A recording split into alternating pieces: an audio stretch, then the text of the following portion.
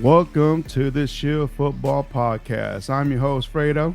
With me, I always got my other co-hosts in the building, that boy DC, that boy Jerron, and the back scenes over there, Josh, and that boy Steven back there running things as usual, man. What up, my boys? How y'all boys doing today, man? Going on, Fredo. Week 2 in the books, man. A lot of comeback wins.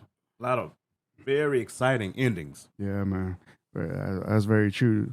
Jay, what's up, man? How you doing today, my boy? Man, I'm alright. I'm alright. Just all right. Yeah, The good team week. won. Oh yeah. Team won. Worked all last night, but I'm in here making it. But still excited. So yeah, let's get into it. All right, man, let's get into it, man. Well said. All right, guys, man, let's jump into it real quick, man. We had the Vikings at the Eagles, man. Final score, it was 28-34. Ooh, right here, man. So, real quick, let's go to some team stats right here. Let's go to let me see.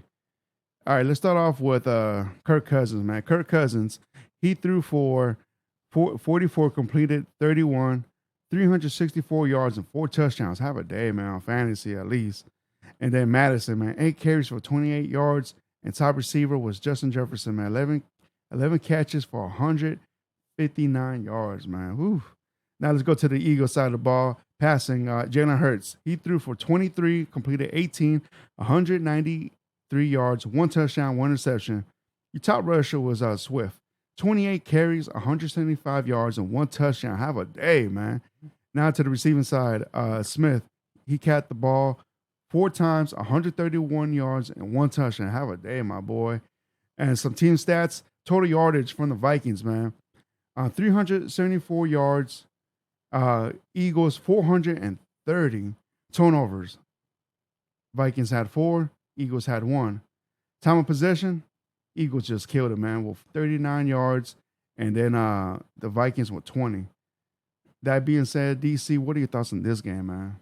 Oh, man, it was a really exciting game, but, man, that offensive line of the Eagles, they just leaned on them. And you see what the results were with Swift. 170 whatever yards he had, man. It just they never could catch back up. They couldn't get back into rhythm. Vikings, they might need to be on the horn to call Taylor from the Colts. They have got to get this run game figured out. That team is too talented. They got rid of Dalvin, and they thought Madison was going to be the guy, but no. Taylor would be the perfect guy to come in there, man. I mean, he's younger than Cook. Go ahead and give him the contract, and you bring him and Jefferson through together. Yeah. Now, that Cousins thing, that's going to be another subject for later down the road. But I think they should get on the phone and get Jonathan Taylor in there, man. And for some reason, I don't know why, they were only rushing 3.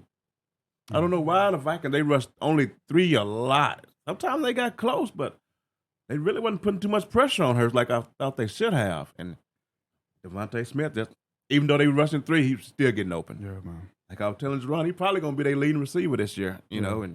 And A.J. Brown let Hurts knew about it on the sideline too. Man, what's up with that, man? Yeah, I don't know, man. I really didn't like that in public, but he did let him know, hey, man, I need a little bit over here too. So, much of the same for the Eagles. They're going to run the ball. Man, They're like, getting away with it now. Staying in that subject right there with AJ Brown, man. Like, I don't know why he's out there, calling out Hurts. Like, man, y'all winning. Mm-hmm. I mean, that's the only thing that matters. You know. But well, you would think. Nah, you would think. Yeah, you would think. And that's why I don't think Devontae is going to be the leader because AJ's you saw right after that he started peppering AJ with targets. They weren't effective either. Right. So right. But that's why I think AJ is too strong of a personality just to sit back and be the number 2. But from this game, teams be letting the Eagles off the hook. They really do. Like you said, Brian Flores was 3 down linemen, 1 linebacker in the A gap, and what anybody, if you see that in Madden, you're gonna run it down their throat. Yep. Any team is gonna do that. At halftime, the Justin Jefferson fumble into the end zone, which is the worst rule in football, Yes. and it turns into a touchback. It's just when the Vikings could, they definitely just they let the Eagles off the hook, man. It's tough. But from the Eagles, I think it was a win. I don't think it was a convincing win.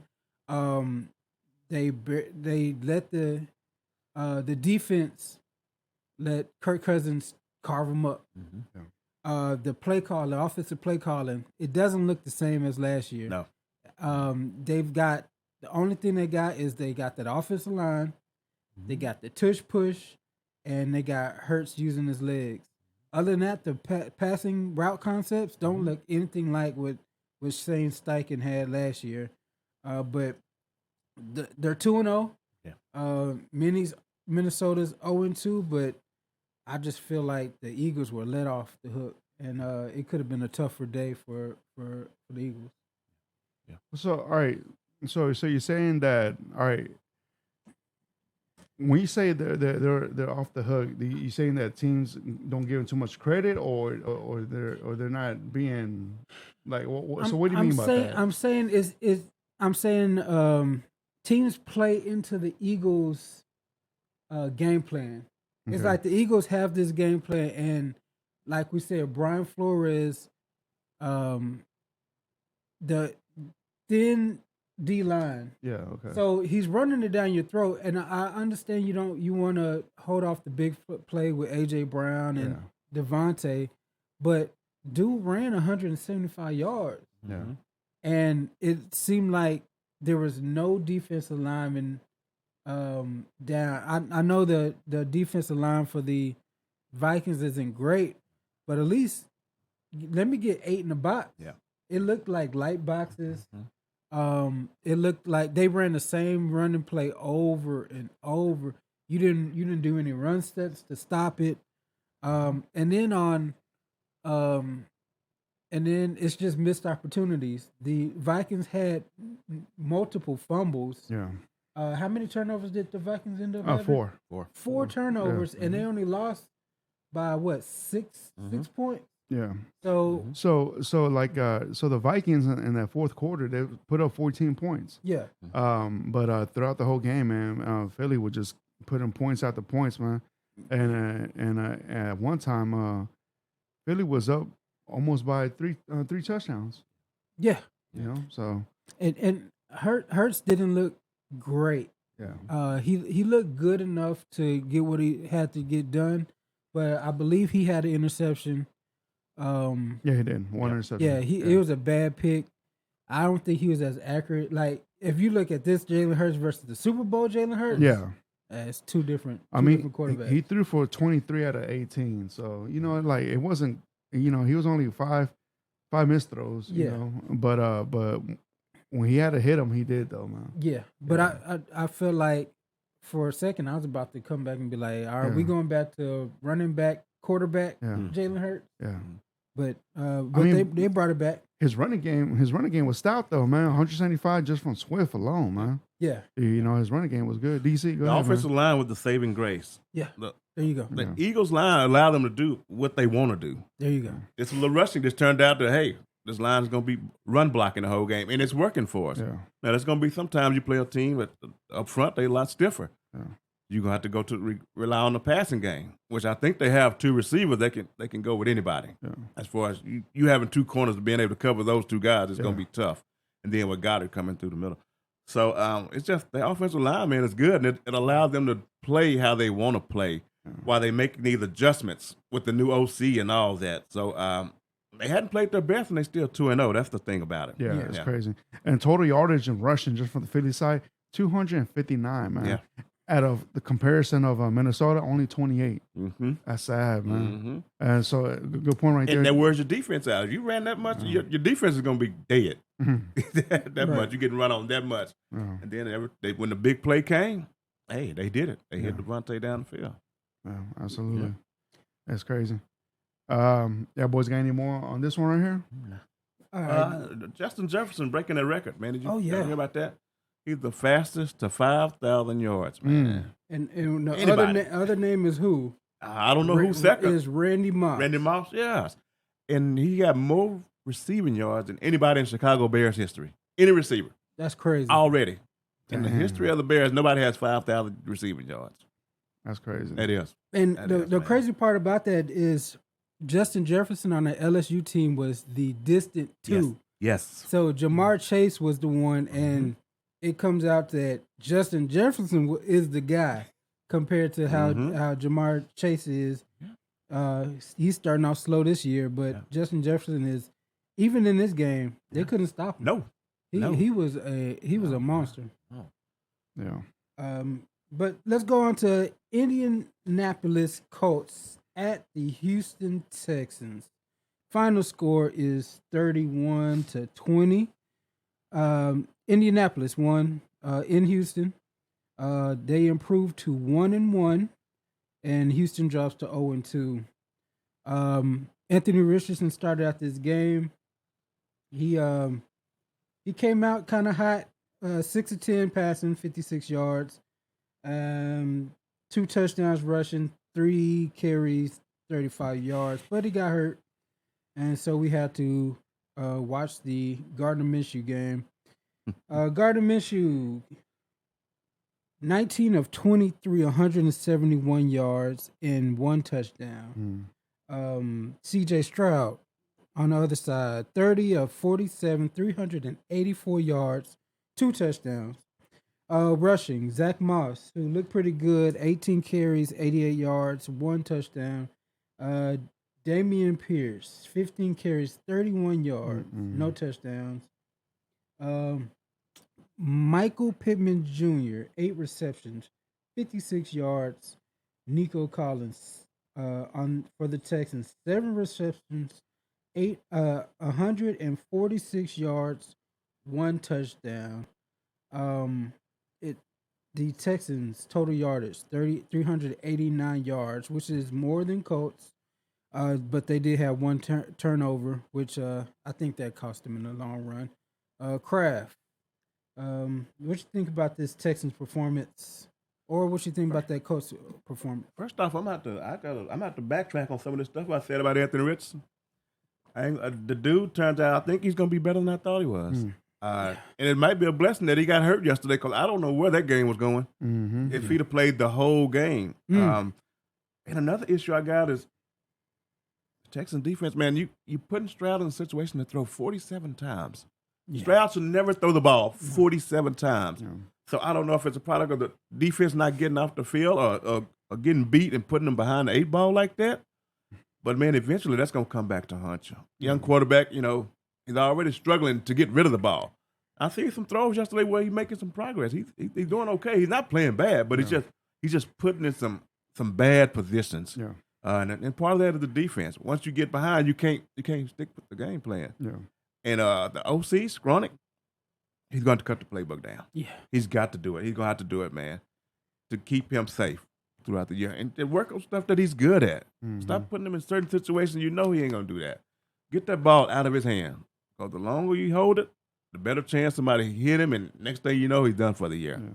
So, but other than that, man, once again, Anthony Richardson, I think he's going to be better than what I said, but the Texans defense, man, they kind of let him down. That's what I think. Yeah. They put the quarterback in a bad spot. Yeah. All right, man. Here I go. So, even though the Texans lost this game, man, the Texans have so many injuries on the offensive line. And even yesterday, within the first quarter, the left tackle, Tunsil, he was out. Yep. So that right there, you only had one starter out of the original of the offensive line playing, man. So, you got struggles on that. And then back on the defense side of the ball. Now, you know what? Let's stick to the offense. All right. The offense side of the ball, I don't know why the offensive coordinator doesn't know that your strong point is not your running game. That's not your strong point. Your strong point right now is C.J. Stroud. All right. And what was getting to me, man, is like by the second half, they should have changed the playbook and said, all right, we're gonna have to throw more. And when they were throwing more, they were being more effectively down the field. They use Woods, Nico Collins, and Tank Dell. Nice, man. They would move the ball quick. and that was a strong point. And the weakness of the Colts was the secondary, man. Like, I don't know why they didn't take advantage of that. You know, they had an opportunity to take advantage of it, but they kept with the running game. Why? It wasn't working.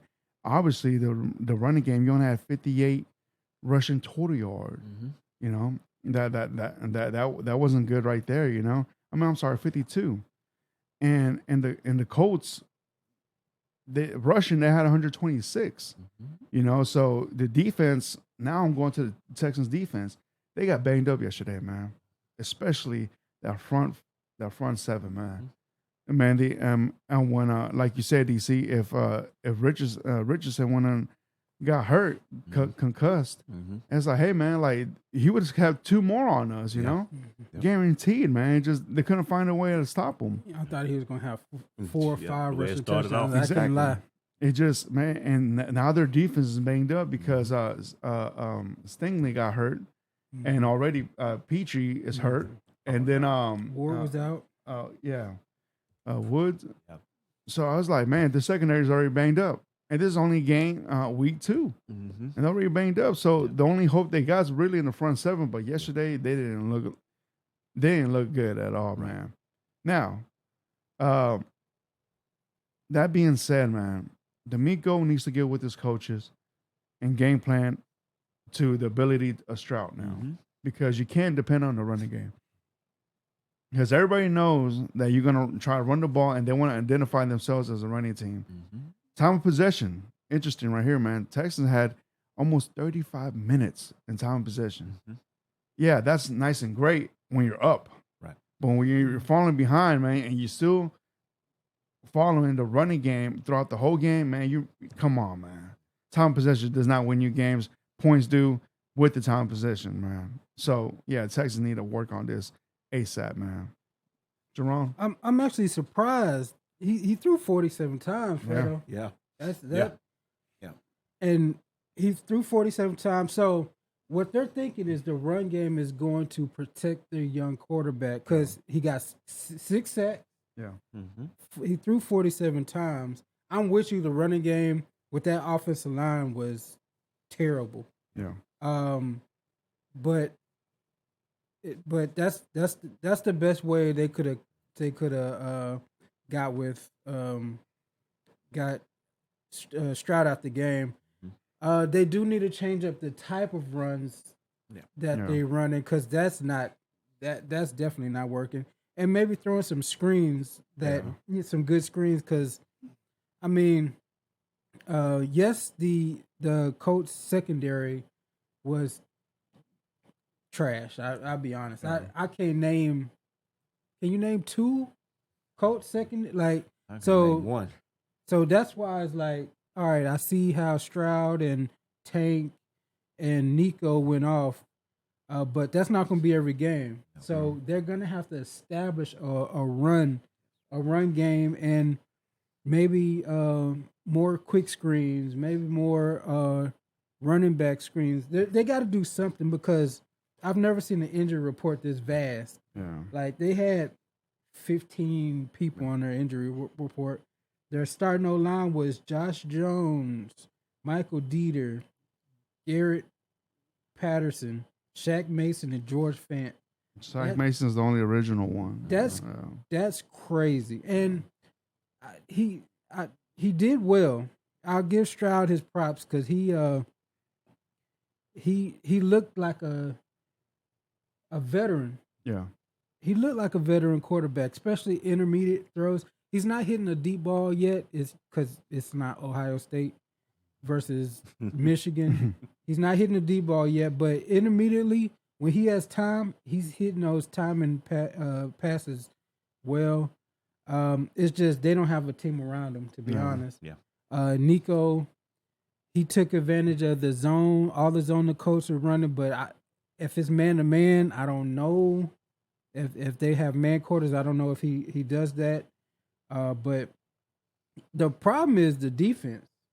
I really don't have issues with how the offense ran, but what happened the last week? Yeah. Defense. I know. Yeah. You at home, Will Anderson, I saw him early in the game. I didn't see him late. I know you have injuries on the back end, but man, that they let the team down more than anything. Yeah, absolutely. Defense just didn't show up yesterday, man, and like in Michigan when he came in, it's like he just, he just was throwing the ball easily. He didn't get sacked or pressured. Yeah, so that's crazy. Yeah, Fred, I know you're talking about they need to throw the ball more, but like Jerron, they're gonna have to. It's got to be more of a balance. Yeah. And definitely, like, you're going to change something. You run 2 tight ends or something. Yeah. You're going to have to get the running game going because if the team comes in there knowing they ain't finna run the ball, hey, they just finna line up and they just coming for you. Yeah. And if the offensive line is already at a disadvantage, then that's just going to make it even worse on Stroud, depending on who they play week to week. Some weeks you might got teams they got 2 defensive ends that can get you. Yeah. Next week you might got defensive tackle coming up the gut. But either way, you got to figure out that run game. You got the running back is legit. Yeah. But you just got to figure out some type of scheme to get that going, man. Yeah. Well, like I would say more about, he should have done more passing on this game right here. Yeah. If anything, maybe close to 50. It just, man, like from the first half, they were just catching up. That's the problem. They got behind. Yeah, they got behind real real quick. You don't want to do that. Yeah. Real quick. Mm-hmm. Yeah, absolutely. Yeah. All right, y'all boys want to move on to the next? Yeah, let's go ahead. Hold on. Trying to go on. I'm right here so stuck on the Texans losing, man. I lost my focus. But Stroud did well. He looked. I see why people are excited about Stroud. But like you said, Richardson. Yeah. He might be some. Yeah. I gotta admit, man. But he did the Cam Newton thing, and I saw it when it happened. Whenever he knew he was scoring, at the 3, he started jogging, and they popped him. And I was like, I remember when that happened to Cam. I forget what team against, but that's all. They got to get that out of him because he's too valuable of a weapon to play around like that. Yeah. But dude's gonna be nice, especially with the concussions. That could be one of them. You got one, and then all of a sudden, it's a career deal. Yeah. Every other week, you end up in like a tour situation. Yeah. So he needs to take this very serious. Yeah. This concussion deal. But again, I thought he was gonna get 4. Yeah. 4 rushing touchdowns. If he wouldn't, he would have got it. Yeah. If he wouldn't have got hurt, man. All right, let's go on to the next one right here. We have the Packers at the Falcons. Final score 24-25. Falcons come in here and win this game. Let's get some game leaders real quick. Let's go to the passing side. Jordan Love, he threw for 25, completed 14, 151 yards and 3 touchdowns. Man, not bad. Now to the Falcons side. Ritter, he threw for 32, completed 19, 237 yards, 1 touchdown, 1 interception. Russian side, and let's start with the Packers. Dillon, 15 carries, 55 yards. Robinson from the Falcons, 19 carries, 124 yards. Not bad. Receivers now to the Packers. Wicks, he caught for 2 for 40 yards, 1 touchdown. And from the Falcons, London, 6 catches for 67 yards and 1 touchdown. Time of possession, the Falcons had 36 minutes while the Packers had 24. Some team stats. Total yardage from the Packers, 224, while Atlanta had 446. Turnover. Packers had 0. Atlanta had 1. So that being said, that puts the Falcons now at 2-0, top in that division for right now, and that puts the Packers number 1 in their division for right now, 1-1. DC, what are your thoughts on this game, man? Atlanta, man, they showed some promise. That fourth quarter, they held the Packers score. I thought it was over. Yeah. I thought this game was done. It was up by like 12, 13 points. I'm like, man, they done got it. And Bijan, as advertised, he's legit. He's the truth. Not that I didn't think he was going to be good, but I wanted to see it. And ain't no doubt he's legit. In Atlanta, 2-0, that's good for them in that division. Yeah. They're at the top, depending on what the Saints do tonight with Carolina. So, Atlanta, they showed some heart, man. And Green Bay, of course, they was without their 2 best offensive players anyway. Yeah. Without Watson and the running back, Aaron Jones. So, it was a pretty interesting game. I watched the last part of it. Yeah, I got to give props to Atlanta. Yeah. I wasn't expecting them to come out and fight like that. A lot of teams, you've been like that for years, and you get down and you quit. But that team didn't quit, and for some reason, they still can't find Kyle Pitts. My man is MIA. I still like Drake London got a little work, but for some reason they cannot find Kyle Pitts. And maybe it'll happen later on in the season, man. Yeah. Jay, what are your thoughts on this game, man? I was gonna come in here and kill Arthur Smith, to be honest. I was gonna, and then it started going his way. Yeah. I just the problem I have is I don't think this is a Super Bowl winning formula. Right. This is a I may get to the playoffs once in a while formula. You gotta expand it if you like. So to me, all right. So Bijan went off 19 carries, 124 yards, as he should. Right. But Drake London, Kyle Pitts. I mean, they got the dub. They got against a undermanned Packers squad. They didn't have Aaron Jones. They didn't have Christian Watson. But they got the win. I just don't think this brand of football is the football that is going to get them to the next level. They're just going to be middling team. Yes. Yes. But congratulations. Jordan Love had a weird day, 3 touchdowns on 151 yards. But like you said, Kraft, they fought. They racked up a whole bunch of yardage, man. A whole bunch of time of possession. But as of right now, you said they're first in their division. Yeah. Right now. But yeah, we'll see. So right now, also the Buccaneers are tied 2-0. See, I feel better for the Buccaneers. Yeah. But we'll talk about them. Yeah. But like you said, Jerron, that offense is not going to be sustainable long term. Eventually, it's just 2 games. You get down the road and people get a little more film on you. Yeah. They start putting that 8, 9 in the box. They're going to force Ritter to win the game for you. You know, they're going to try their best to eliminate Bijan. And then you'll see what Ritter's all about then. And who knows? In this game, they went up for a lot of fourth down. Yes, they did. And they got them. They did. If 1 or 2 of those don't go your way, they would have lost the game. Then you're done. So it's kind of like, people love going for 4th downs, but they always, in their mind, they're like, hey, why don't you go for that 4th down? There ain't no guarantee I was gonna get that 4th down. Right. Let me get, you know what I'm saying? Like, let me either punt it or go for a field goal. They just so happened to get the 4th down against an undermanned Packers squad. But I thought the Packers would show up and win this game. But go ahead, Fredo. All right, so like DC said, man, I want to piggyback what he said, man. Like, this time I found Pitts. I mean, what's going on with that? Pitts only had maybe like less than 20 yards of catch. Yeah, I was like, man, a weapon like that, man. When are you going to use him?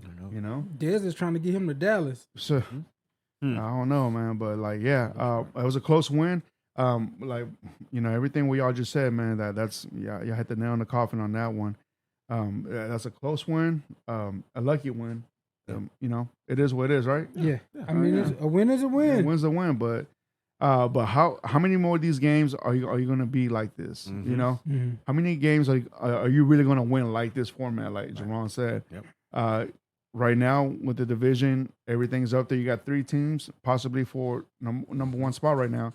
But like I said, man, I feel like your true identity after week 5. Right.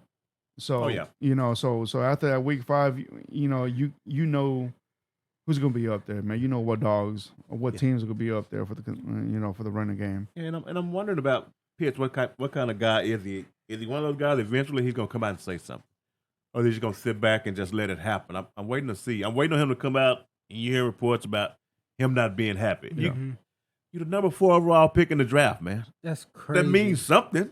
That means somebody thought highly enough of you to pick your number 4 overall in the draft, and this is the usage you're getting. What I will say is, it's obvious Arthur Smith didn't want that pick. Right. It's obvious that he wanted to go somewhere else, and if I'm Kyle Pitts, I don't think Kyle Pitts is the type of dude to speak up. Yeah. He's not going to be like AJ Brown or Josh Jacobs or even what Breece Hall did.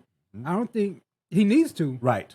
Yes. Because you know, you gotta fight for what you want. No but I don't know if he's that type of dude. So let me ask you a question: is Kyle Pitts, when his contract's up, is he still gonna be that tight end at Atlanta? No. No. No. I don't see it. I would be surprised. I would be disappointed if they pick us his 5th year option. Yeah. He needs to he needs to go 4 and out. Because anybody could do this. Anybody could do the job that he's doing. For them, but if they pick up his 5th year option, or if they don't trade him before his contract is over, I would love to see him in New England or something like that. Right, somebody's gonna use him. Somebody who's gonna target him.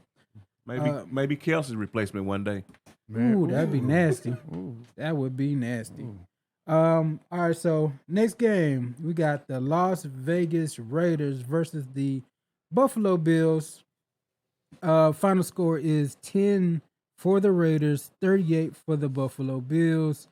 The Raiders fall to 1-1, and the Buffalo Bills improve to 1-1.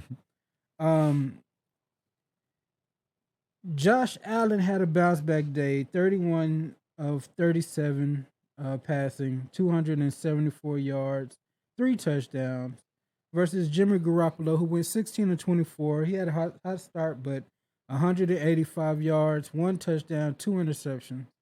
Rushing yards. Says James Cook, 17 carries, 123 yards.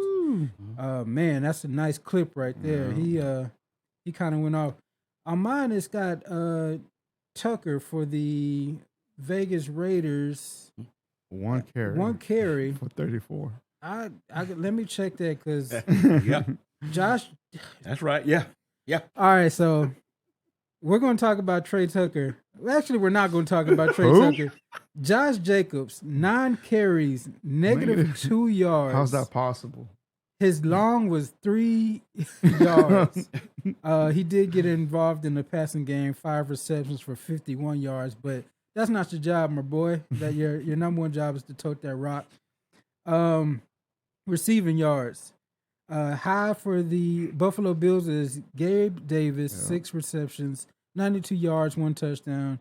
Devontae Adams doing Devontae Adams, 6 receptions, 84 yards, 1 touchdown. Even with Garoppolo not being that guy. But Bills blew him out the water with the yardage. 450 yards to the Raiders, 240 yards. Raiders had 3 turnovers this game. And the time of possession, 40 minutes and 4 seconds of time of possession in a 60-minute game is that's crazy. That is crazy.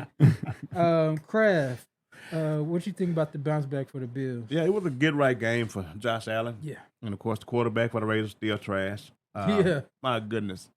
I'm waiting on Devontae Adams now. Right. I think the time is coming. I want to get out of here because the foreseeable future ain't no future for the Raiders. Nope. Josh Jacobs, that's going to be an issue too. 1-year contract. What is he going to expect next year if you don't put up the numbers this year? Because the contract that him and Saquon did, they heavily incentivized yards. So if you don't hit these certain numbers, a contract still ain't going to come out to be what you want. But it was a get-right game for Josh. He needed to do that after that stinking he had last week. Lots of running. Cook impressed me. He just didn't get the touchdown, James Cook. But he looked like he can tote the rock for him. So still out on him. I don't trust him. But overall, it was good for the Bills. So, hey, DC, so let me ask you, man. So how come you don't trust Cook, man? Like, so I don't trust the Bills. Oh, the Bills. The Bills. Oh, okay. I'm out. Okay. I think they're done, man. Okay. Yeah, I'm out on them. Okay. My turn. All right, cool. Raiders. Like DC said, man, what do you expect from the Raiders? Devontae Adams is going to ask for a trade sooner or later. That table right there is about to break down, man. So that sucks, man. But what a bounce back for the Bills, though, man. I'm happy for them. Josh Allen balled out that game. 31 for 37, man. Very impressive.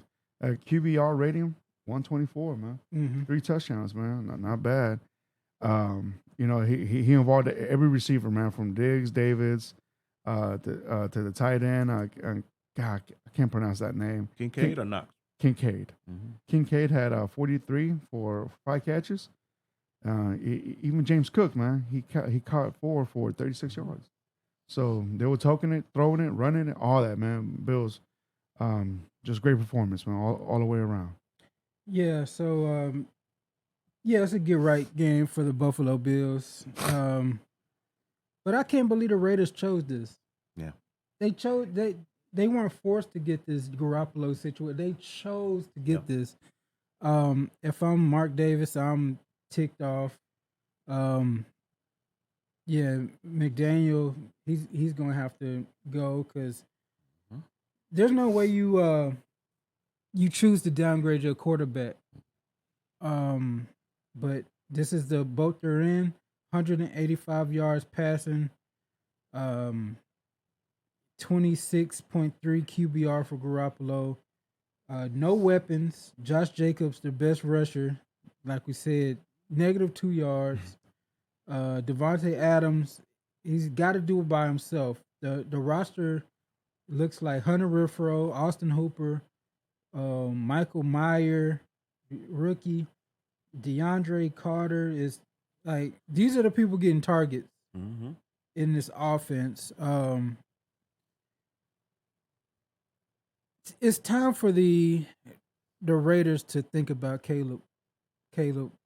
I've got to see what their first round situation is, but this might be an opportunity for them to say either Drake May, Caleb Williams, come on down, because this looks like a future tank job to me.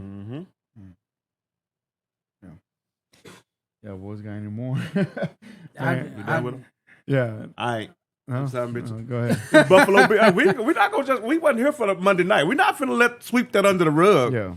What Josh Allen did last Monday night. Okay. The 4 turnovers. Oh yeah. You lost to Zach Wilson. Yeah. Are you kidding me? That team. That's why I'm out on Fredo. Okay. Yeah, we didn't get to do that. Yeah, no. I'm out on Fredo. I think they missed Leslie Frazier. I think they missed the defensive coordinator. I think they missed the offensive coordinator. Yeah. And it's gonna continue to show up. They just played the Raiders this week. Yeah. Watch, when it get on further down the line, seems like Dolphins gonna come in there and light them up. Yeah. It's just a matter of time. I don't trust them, man. I don't trust Josh Allen.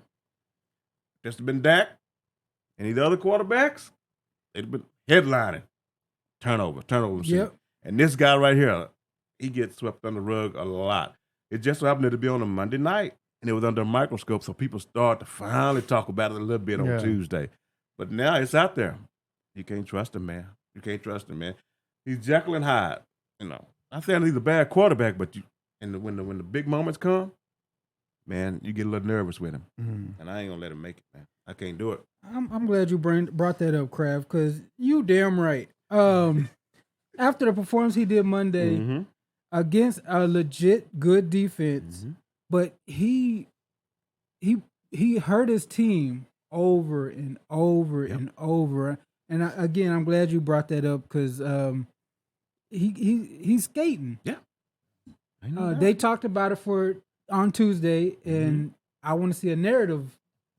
Maybe games like last game keep that narrative down, but man, you came on national TV and shit the bed, bro. Look, Allen's a good quarterback.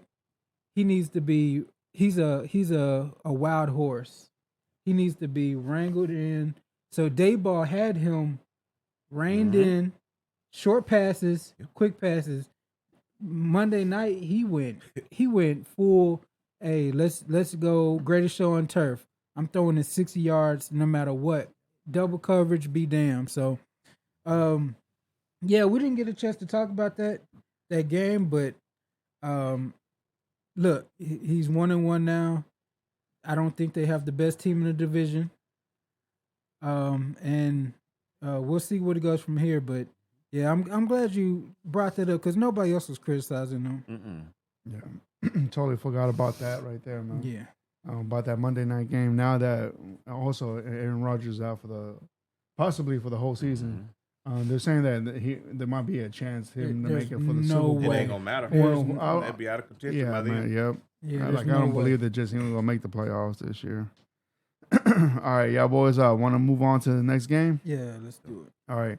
We have the Ravens at the Bengals. Final score 27-24. Ravens going to Cincinnati and beat and win this divisional game right here. Let's go to some game leaders real quick. Passing. Lamar Jackson, he threw for 33, completed 24, 237 yards and 2 touchdowns. Joe Burrow, he threw for 41, completed 27, 222, 2 touchdowns, 1 interception. Rushing. Edwards, he carried the ball 10 times, 62 yards and 1 touchdown. Joe Mixon, he carried the ball 13 times for 59 yards. Top receiver, Eckler, he caught the ball 5 times for 63 yards, 1 touchdown. Top receiver from the Bengals, T. Higgins, 8 catches, 89 yards and 2 touchdowns. Have a day, my boy. Let's go to team stats. The Ravens, they total yardage 415. Cincinnati 282. Turnovers. Baltimore had 0. Cincinnati had 1. Time possession, Ravens 33, while the Bengals had 26. So that being said, right there, this divisional game puts the Ravens at 2-0 and puts Cincinnati at 0-2. DC, what are your thoughts on this game, man? With Baltimore, they look pretty balanced. Yeah, I like they did. They lost OBJ, but overall that offense looked pretty balanced. They were still letting Lamar get his runs in. He had 12 carries. They ain't just pull him away from what he's been doing. So I like that a lot. So as the year go on, I think that offense is going to get more and more potent. And the maturation of Zay Flowers is coming. He's going to be big for them. Zay Flowers, man. Yeah. 4 catches for 62 yards, man. Yeah. So he was only 1 yard behind away from Eckler. Ain't no doubt. And if OBJ misses any time, if OBJ misses any time coming up, then you finna see that flower. I'm telling you. So, almost feel good, but on the other hand, Cincinnati. Man, you dug this hole 0-2 in the division, so the chance to win the division is probably out the window for them. They've lost They've lost to Cleveland and they lost to Baltimore. The only one you ain't lost to is Pittsburgh. So the chance that you win the division, it's done. I think you wild card. You looking at going to. You got to win out, basically. Yeah, you're looking at going on the road and playing somebody like maybe Miami, depending on how they turn out if they don't win the division. But Miami probably going to win that division. Yeah. Or you going on the road playing some other second-place team. So Burrow came up limping a little bit yesterday. That's what I hate, them soft tissue injuries, man. Yeah. You got them all over the league. They have these guys out with these hamstrings, and he's got a calf injury. There is no X-ray that tells you next week you're going to be better. There's only time. And hopefully he didn't get rushed back too quick. But they could be in trouble. If this is lingering the whole season, they could be in trouble. And somebody needs to find where Jamar Chase is at. I know he's better than what the numbers are showing. Yeah. So I don't know if defenses are catching on or they need to do something with their playbook to change some stuff up. But you need to make sure Chase is more involved. The guy's too good not to be. I understand T. Higgins had some beautiful big catches yesterday. But, Chase, he's the guy. You have to make sure these type of receivers are involved every week. In Baltimore, they had 2 of the secondary guys missing. Probably the 2 best with Humphrey and I forget the other one were out. And that's still the numbers you put up. So they need to get this figured out real quick. Yeah, absolutely. Jay, what are your thoughts on this game, man? The story is going to be the quarterbacks, definitely. Lamar is taking that step that I thought he was going to do with this new offense. They're having him be a pocket passer and scramble effectively when you need to. He's not a they don't put him in a Colin Kaepernick like Greg Roman did, the Colin Kaepernick mode where it's just pistol, zone read, that's all you can do. He's actually running real concepts, throwing to multiple receivers. He got everybody involved in the passing game. Everybody had targets. And then on the other side, Joe Burrow got that new contract. I'm not gonna blame it on the contract, but man, 2 stinkers back to back, and now he's got a calf injury, and calf injuries, that's almost, it's not as bad as an Achilles, but it lingers in the same way. He's got to push off from under center. He's got to plant drive. He's not going to be the same for weeks. And in this whole time, he's not going to be out. He's just going to be steadily injuring it a little bit more each week because he's going to play through this. I don't want to say that they're done because they started 0-2 last year. Right. But it looks like a different 0-2. Yeah. This looks like a struggling offense. And maybe once they get out of their division, maybe they tick up a little bit because these teams know them so well. But starting out 0-2 in the division, like you said, Kraft, that ain't it.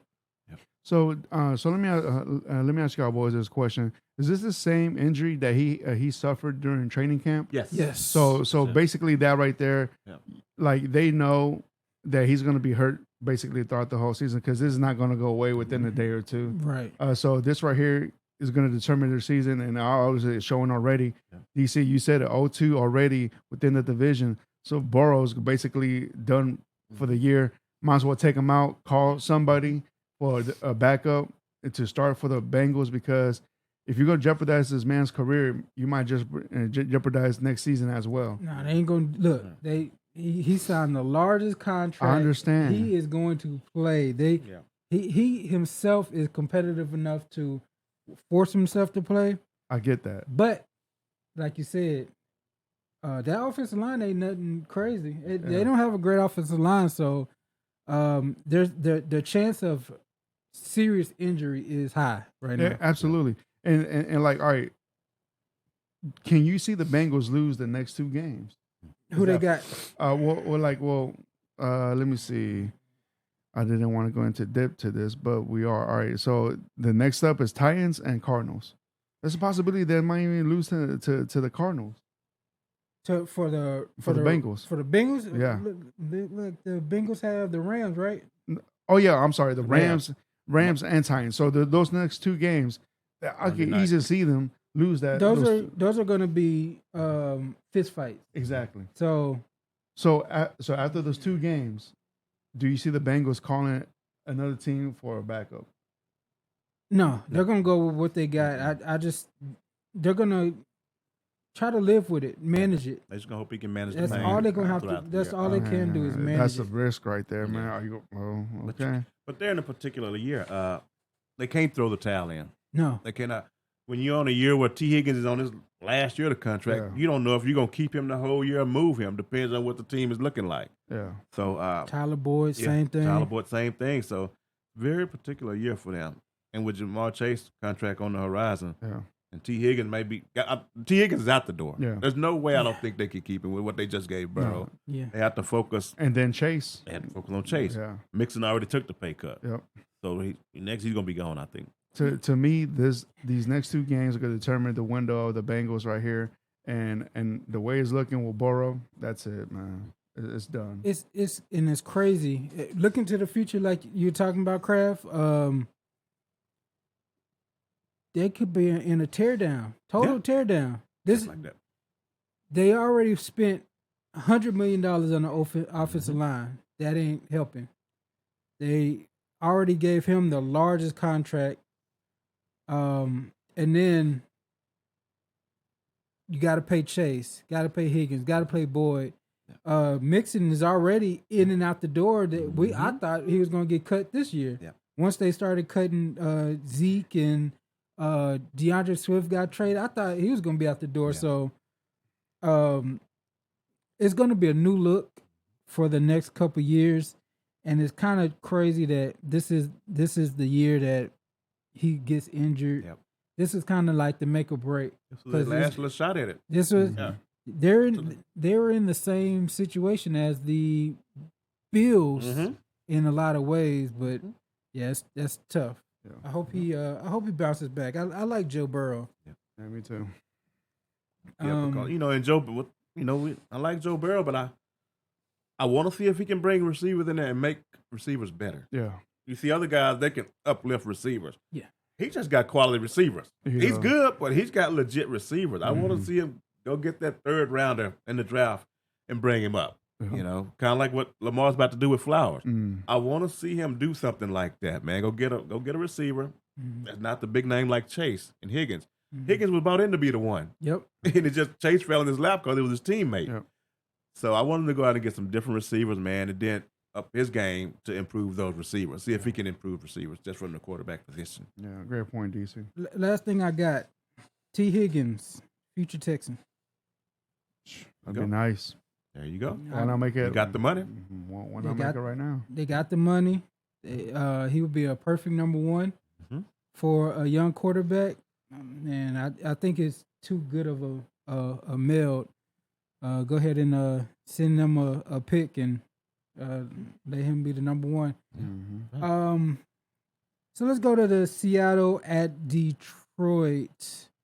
So Seahawks 1-1 now after a 37-31 victory in overtime in Detroit. This was the blue ski mask game for the Lions. Jared Goff for the Lions went 28 of 35, 323 yards, 3 touchdowns, 1 interception. His first interception in over 250 attempts. Geno 32 of 41, 328 yards, 2 touchdowns. Kenneth Walker III, 17 carries, 43 yards, 2 touchdowns.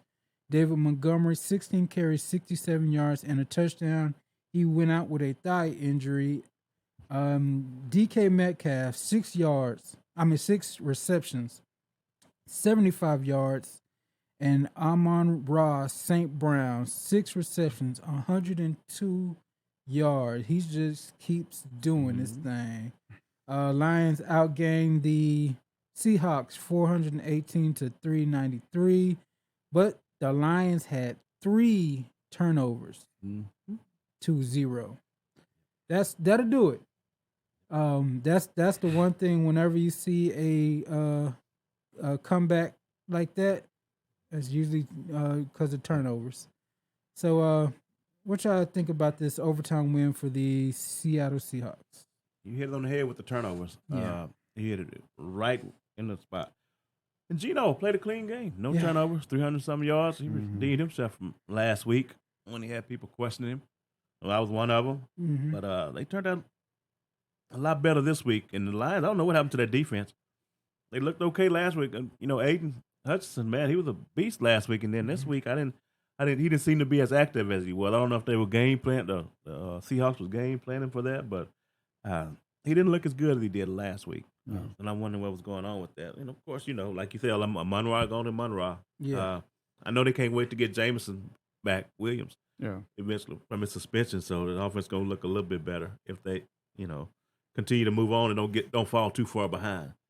So, but good win for the Seahawks. They had to have that. They needed that. Yeah. They needed that big time if they got any future playoffs with them, because that's another NFC team that they're going to be competing with throughout the year. Yeah. So it was a big win for the Seahawks. Absolutely. Great win right there. My only concerning with Seattle was the rushing yards. They only had 82 in total. But they won by throwing the ball with 328 in the air, man. So that's good right there. But the defense that I could say that won the game for this, 3 turnovers.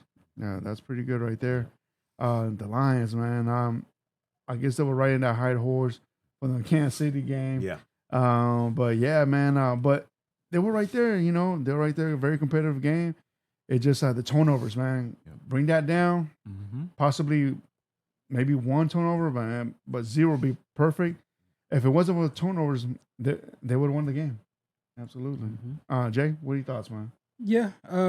For the Seahawks to be missing both their tackles and to go into a tough environment, they held Hutchinson to 2 total tackles, 1 pass defense all game. Hats off to Pete Carroll. I think that's the part that me and you missed is Pete Carroll's a good ass coach. Right. So we so they're gonna bounce back anyway. Jared Goff, he had 1 interception, 2 fumbles lost. David Montgomery, Amon-Ra St. Brown. These are your big dogs. These are the cats you're trying to get touches. But congratulations to the Seahawks winning the overtime. They got to celebrate. I think that was DK. He got one of the ski masks from somebody, putting it on in the locker room. So that had to be a good environment. But Seahawks right back in this thing. And let's be honest, Detroit should probably be 0-2 right now. Yeah. Oh yeah. Could very easily if be. Kadarius Toney actually caught the ball, they should be 0-2. So we'll see how they go from now on. But yeah, it's a good bounce back win for Seattle. Yeah, absolutely. Yeah. All right. Was there any more in this game? And you were talking about the passing, Fredo, for the Seahawks. Yeah. I think this may be their new identity. They may be more of a passing team, I think, going forward. Yeah. Especially when they take JS in the first round. So that lets me know that they're thinking about slinging the ball all around the field. You already got DK and you got Lockett. Yeah. And their contracts are set up where they ain't going nowhere no time soon. So it kind of tells me that I think they may be leaning towards more of a passing team going forward. Yeah. Is that a good thing or a bad thing, DC? It's going to be a little different, I guess, with Pete Carroll. Yeah. But if they can get their defense on board, it should work out for them. Like ever since USC, Pete Carroll's been on run first. Yeah, the Marshawn Lynch days and all that, man. Reggie Bush and USC, all them days. All right. Jay, you got any more in that game, bro? No. All right, let's go on to the next game right here. We have the Chargers at the Titans, DC Titans right here. Final score, 24-27. The Titans come up and win this game right here on overtime. Let's go to some game leaders passing. Let's go to Herbert. He threw for 41, completed 27, 305 yards, 2 touchdowns. Tannehill, he threw for 24, completed 20 for 246 with 1 touchdown. Rushing, Kelly from the Chargers. He ran the ball 13 times for 39 yards. Derrick Henry, he carried the ball 25 times for 80 yards and 1 touchdown. Receiving, Keenan Allen, he caught the ball 8 times for 111 yards and 2 touchdowns. Have a day. And for the Titans, Burke, he caught the ball 3 times for 76 yards. So that right there. Now our team stats: the Titans total yardage 342, where the Titans had 341. 0 turnovers for both sides of the team. But time of possession, the Titans had 36 minutes of time possession, while the Chargers had 28. So that right there puts Tennessee at 1-1, and that puts the Chargers at 0-2. DC, what are your thoughts on this game, man? Tannehill, he bounced back from last week. I can see the Tim Kelly, the changes that Kelly's making. He's spreading the ball out a lot better this week than he did last week. He was just looking at Hopkins and going that way. And I'm kind of glad Hopkins' ankle was hurt. Hopkins missed a lot of plays. Or it probably would have been the same situation. And you see what happened when he spreads the ball throughout. Everybody gets a piece of the pie. The game looks different. But that offensive line, our offensive line, terrible. Secondary, terrible.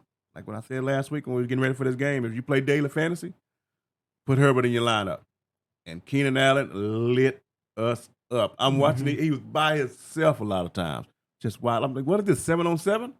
You got to be kidding me, man. If this be NFL, as you notice, they only got 61 rushing yards. Ain't nobody even trying. I don't even know why they ran it 20 times. If you're going to play the Titans, you might as well just line up and play backyard football. You draw the play in the sand, you go straight down the field. There's a real good chance that you're going to catch it for a touchdown. But this secondary is horrible, man. Yeah. I feel bad for the front 7, but that back end, that's terrible, man. And we got a lot of work to do. I don't know what they're going to do to help it, but it's going to be troubling coming up. But overall, good win. Looks like we help get Staley 1 foot out the door. Yeah. Because it's coming. It's coming. Especially when you go and you lose like that in overtime. You get in overtime, you get the ball first, you go 3 and out. And you get the ball, the Titans go down and kick the field goal and win. So it's just another feather in the cap for Staley. Okay. Get kicked out. Okay. Jay? The Chargers must have kicked a black cat, or they must have took candy from a baby or something. They need a seance or something, because they just it gets in the fourth quarter overtime and they just forget how to play football. Congratulations to the Titans. But for me, I'm looking at that Chargers team, third down efficiency. They went 2 for 14. You got all these big dogs on your squad. 2 for 14 in third down. They actually went 3 and 3 on fourth down, but that's not going to get it done. You got to have a way higher third down percentage than they had. Keenan Allen went off, but Kellen Moore, that's 0-2, bro. You I'm not saying that's Kellen Moore's fault, but maybe there is something to managing the game, and keeping your defense off the field, because all the stars, Derwin James, Khalil Mack, Joey Bosa, J.C. Jackson, Sante Samuel's son, they've got players to be a dominant defense, but when it comes down to crunch time, it's just Burks lit him up. He lit him up with three long passes, and hats off to Mike Variable. Titans have won an NFL high 23 games as the underdog since 2018. Bruh, that's saying something. That means Variable is coaching his butt off. So hats off to him. Yeah. Okay. Well, I got nothing more on that game right there, man. All right. Yeah. So we will go to the Bears visiting the Tampa Bay Buccaneers. 17-27, Tampa Bay takes this one. Chicago falls to 0-2. Tampa Bay actually goes to 2-0, which is not how I thought that was going to go for the Buccaneers starting out this season. I thought they were tanking, but Baker said, "Nah, son." 26-34, 317 yards, 1 touchdown, no interceptions. On his other side, Justin Fields, who was supposed to be improved, right?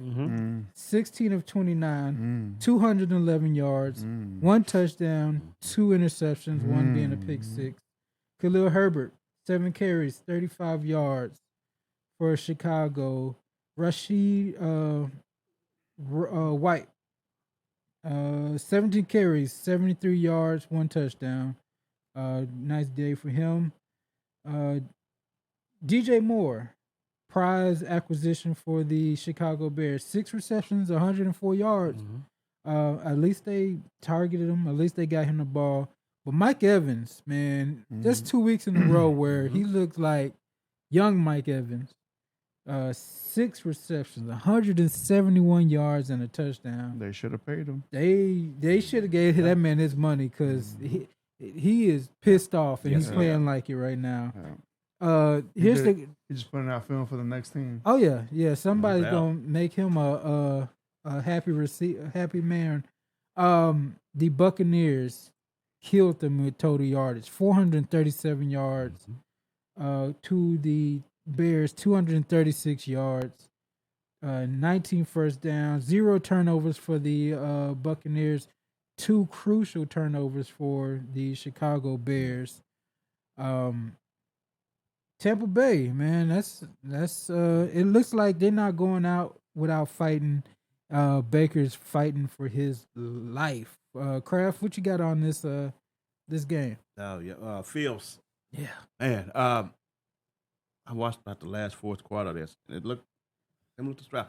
Holding the ball, get rid of the ball. Yes. And I don't know if it's the OC telling him that he needs to be a pocket quarterback, because he ain't running. He didn't run like he normally does.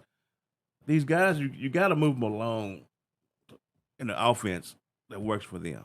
You can't just tell him this year you can't do what you did last year, because we ran about 4 times, 3 yards. yeah, that's not like him. So I don't know if it's a product of them telling them just wait to see the play develop, but for some reason he's not recognizing the coverages evidently or something. He comes up there. I mean, there was times he had the ball like 5 seconds and then he gets sacked. What are you doing? You have got to get rid of the ball. So I hope he's not regressing because that's going to be a terrible thing. Yeah. Next thing you know, they'll be drafting the quarterback next year and he'll be out the door. So I think he's got the potential, but the offensive coordinator got to get together. I say, this is what I need. This is what I'm good at. This is what I need to do. Because yesterday, that's unacceptable. The game he played, man. It really was. Now, I'm disappointed because I thought he was going to take a step. But the reason he's not taking a step, I'm not sure why yet. We'll see a couple more games, see if some adjustments are made. But hats off to the Buccaneers. Mike Evans, big day. And that Chicago Bears defense is trash. Oh, yeah. Oh, my goodness, it's trash. And Bucs fans, please don't get excited about Baker. Please don't sign him to another contract. Hey, he was here for 1 year. Let that man walk. Yeah. Do not fall for that trap, that 300-yard game against the Bears. Don't do it. Don't fall for the banana and tailpipe. Don't do it. Don't do it. Let him go. Don't fall for it. But it's still a good win. They 2-0, and Fields and the Bears got some figuring out to do. Yeah. Well said. Real quick, man. So the Buccaneers, man, as a team, they rushed for 120 yards, man. Mm-hmm. Very impressive right there. Well, Chicago only rushed for 67 total. Right, that's not what's going on. On 16 carries. Yes. On 16 carries, man. That's crazy, man. But, yeah, man, Buccaneers, man, great win for them right there. Was not expecting that. I picked the Bears to win this one, but the Bears let me down, man. What's going on with Justin Fields, man? Everything you just said, DC, I agree with you, man. You expected better from the Bears, man, but they haven't done anything. I was expecting Fields to at least have over 50 yards of rushing, man. He didn't have that. Nope. He only had 3. He has to use his legs to help the Bears win, man, but he only had 3 rushing yards, man. Yep. So, yeah, man, that's bad right there. But the Bears, man, the Bears look like they're struggling. We thought they were going to take a step forward. Fredo, he sacked 6 times. How did a running quarterback get sacked 6 times? Yeah. That makes no sense to me. Yeah. So the math ain't mathing. Mm-hmm. He was best rushing quarterback last year, and you get sacked 6 times in one game? Yeah. This is a Chicago front office problem.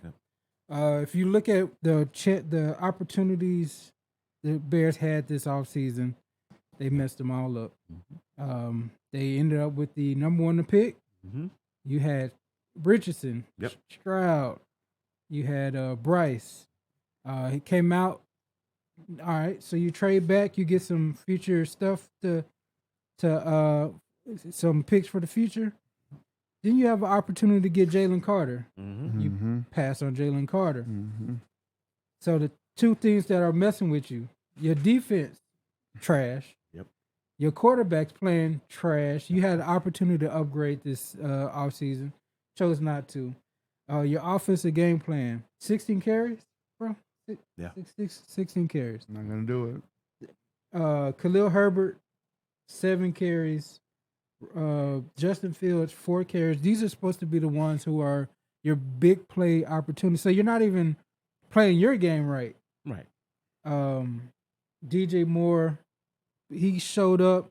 He was the only one who showed up for them. But for Tampa Bay to handle you like this when everybody thought Tampa Bay was tanking is troubling. Yeah. I guarantee this year if they end up with a top 3 pick, mess it up? No, there's no way. Fields is gone. Yeah, he's gone. Fields has to be gone. He's not developing. He's not. He can't read the field. So Fields is what we thought Jalen Hurts was going to be, and Jalen Hurts is what we thought Fields was going to be. Fields was touted as this next great Ohio State player. He's not showing it, and I don't see how you fix it. You got you a number 1 weapon. O-line is still trash. They just did nothing. They had no positive this offseason. No. But I mean, it is what it is. Yeah. And I think they'll have a top pick, I think, because if they keep playing like that, they definitely will. Just remember, they got Carolina's pick. Yeah. For this year. So if Carolina stinks to bed, that may be a 2 or 3 win team. Jeez. And then you might have 2 top 5 picks. Yeah. Coming up next year for the Bears. Yeah, man. So I know they're definitely going to move on if that happens for sure. And they better not keep Fields and draft Marvin Harrison Jr. Because that's going to be a waste of time. A waste of everything. That's a sin. Yeah. They just, I'm sorry, Justin, but it's just not working. I'm sorry. Yeah. All right, man. Y'all boys want to move on to the next game? Yeah, let's go. All right, let's do this. We had the Chiefs at the Jaguars. Final score 17-9. The Chiefs win this one right here on the road. Real quick, some game leaders. Let's start with the passing. Mahomes, he threw for 41, completed 29 for 305 yards, 2 touchdowns, but 1 interception. Lawrence, he threw for 41, completed 22, 216 yards, no touchdowns. Let's go to rushing. Pacheco, he rushed the ball for 12 times, 70 yards to the Jaguars. Etienne Jr. carried the ball 12 times, 40 yards. Receiving to the Chiefs, Moore, he caught the ball 3 times for 70 yards, 1 touchdown. To the receiving side of the Jaguars, Christian Kirk, he caught the ball 11 times for 110 yards. Not bad. And then, so that right there concludes that. Team stats. Total yardage from the Chiefs, 399 yards, while the Jaguars had 271. Turnovers. Kansas City had 3. Jacksonville had 1. Time of possession. Jacksonville had 31 minutes. I'm sorry. The Chiefs had 31 minutes, while the Jacksonville Jaguars had 28. That being said, that puts the Jaguars 1-1, and that puts the Chiefs also 1-1. DC, what are your thoughts on this game, man? Oh, well, the Trevor Lawrence, the real Trevor Lawrence, please stand up. Sacked 4 times. They just look lackluster. That's not what I expected them to show up and be. It ain't like the Chiefs. They got a decent defense, and the best player came back, but there's no way that the Jacksonville should only be scoring 9 points. When I see that, that makes me get hope for my Titans in the division. You coming out there laying an egg like that, 9 points with the weapons you got, and you got the so-called, you got your quarterback, and I want to see him do it. Him and Justin Herbert, the same 2. Yeah. Same 2 guys, which people are already starting to crown them. But I want to see it happen. Do something. You know, you squeaked into the playoffs last year. So I'm just disappointed in the Jaguars, man. Another day at the office for Mahomes and his squad. Kelsey came back. They did what they do. But to only score 9 points at home, that's upsetting, man. It really is. And I don't know, the run game, none exists. What happened to Tank Bigsby? He didn't get a carry. I mean, is he in the doghouse or what? I know he fumbled last week, but he still scored a touchdown. So I don't know what's going on because I don't think Etienne's going to be the every down back. Yeah. You should have a 2-headed monster, man. Right there, rushing. They only had completed 74 total. Yeah. Jay, what are your thoughts on this game, man? I would say it was a ugly offensive game on both sides. It was a good game. Yeah, Patrick Mahomes didn't look like vintage Patrick Mahomes. They still went to Kadarius Toney on them little gadget things, but you can see this isn't a full offense yet for the Chiefs. It's the Kelsey Mahomes thing. Without that, obviously, there's a big hole in this offense. And then, like you said, with Trevor Lawrence, they one thing I will say is they had a bunch of close missed opportunities. Receivers couldn't get 2 feet down. There's about 2-3 touchdowns that it was caught, but you couldn't get both feet down. So it was a close game, but I don't know why they were just held down like that. But like I said, ugly game on both sides. Both defenses came to play, but what is it? 1-1 and 1-1. Yeah, 1-1. Yeah, both teams. So, you know, but if going into that game, somebody told you the Chiefs go only score 17 points, you definitely think the Jacksonville was going to win. When you're looking at the Chiefs only going to score 17 in this game, what do you think going to happen? Yeah. Chiefs lost. Yeah. I would have thought Jacksonville put up 30. Yeah, easy. Yeah. Easy. Nah, man, just an ugly game right there. But it's good to see Kelsey back over there. He caught 4 catches for 26 yards and 1 touchdown. He wasn't used as much, man. Still not 100%. Yeah, still not 100%. He's going to be dealing with this for weeks. If you're in the AFC, this is your time to stack up some wins. I'm telling you. And because there's no way Kansas City should end up with the number 1 seed this year in the AFC. To me, I'm calling out the Dolphins. That's the team, and we'll talk about them coming up. Y'all ready to go to San Fran versus LA? Yeah. Let's do it. All right, San Francisco visits the LA Rams. Come out. San Francisco wins this game 30-23. Improved to 2-0 on the season.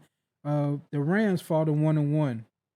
Brock Purdy is 17 of 25 passing, 206 yards, while Matt Stafford is 34 of 55 passes, 307 yards, 1 touchdown, 2 interceptions. Christian McCaffrey is that dude.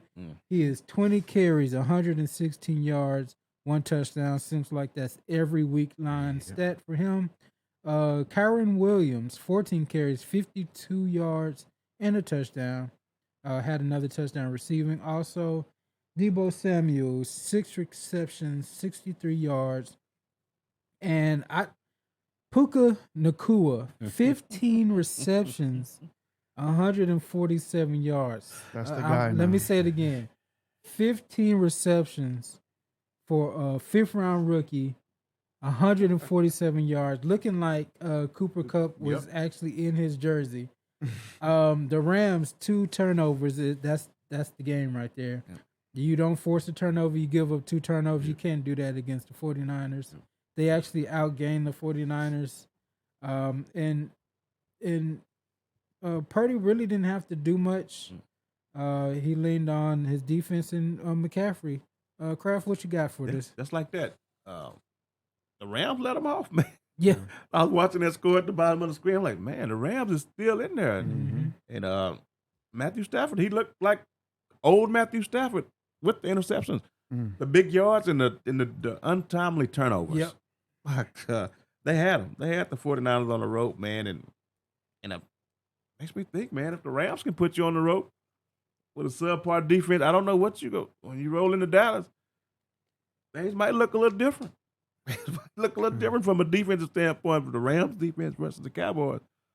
So whatever it is going on, they might want to figure it out because I don't think the Cowboys might not just gift you 2 interceptions like that. Yeah. It'll be a different game, but they got some stuff to work on. Of course, McCaffrey's the man. Puka, hey, up and coming star. Yeah. I don't know if when Kupp comes back if it's going to stunt the growth or whatever, but hey, looks good for a rookie.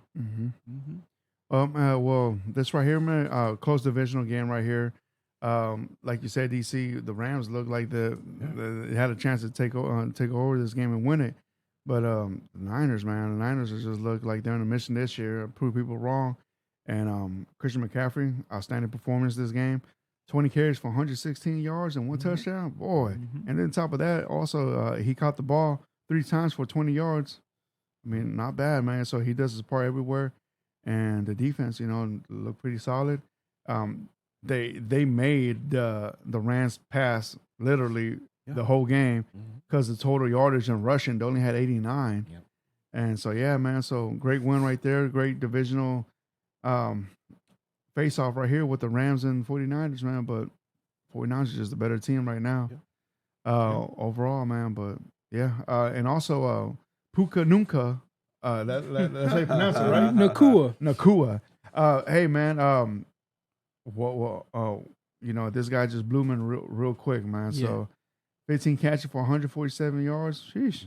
I would like to see at least a touchdown out of it, man. But still, though, he balled out, man. Congratulations on him.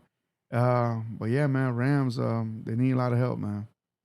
But I'm impressed that the Rams fighting like this without their number one. And Puka got 20 targets. As a rookie. So it says Rams rookie Puka Nacua, 15 receptions for 147 yards Sunday, the most receptions in a single game by a rookie in NFL history. Nacua is the first player in NFL history with at least 10 receptions and 100 receiving yards in each of his first 2 games. First NFL player. Yeah, they fighting. They're not giving up. They always give the 49ers a tough game, but there's no way they're winning that game. But hats off to Nacua, man. He's balling out. Hats off to Kyron Williams. He's balling out. It's just they don't have enough. Right. They don't have enough against that juggernaut in San Francisco. Yeah.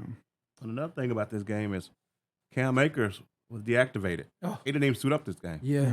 So that's something to keep an eye on as far as coming up in the trade. Yeah, they say he's Minnesota. Okay. Minnesota. Somebody. Indianapolis. Yeah. If you're not going if you're gonna trade Taylor, go ahead and get him. This has been going on for a year now. Yeah. Over a year. Yeah. Into the last year when Cam Akers started out the year. Yep. Wasn't getting no run. And at the end of the year they let him play. Now he's back in the doghouse, I guess. Deactivated. Didn't even get to suit up. Yeah. Absolutely. That's telling right there. For a healthy guy, they didn't get to suit up. So I'm expecting something to happen in the near future. I wouldn't expect him to just want to walk back in that locker room and play after you deactivated me. It's something.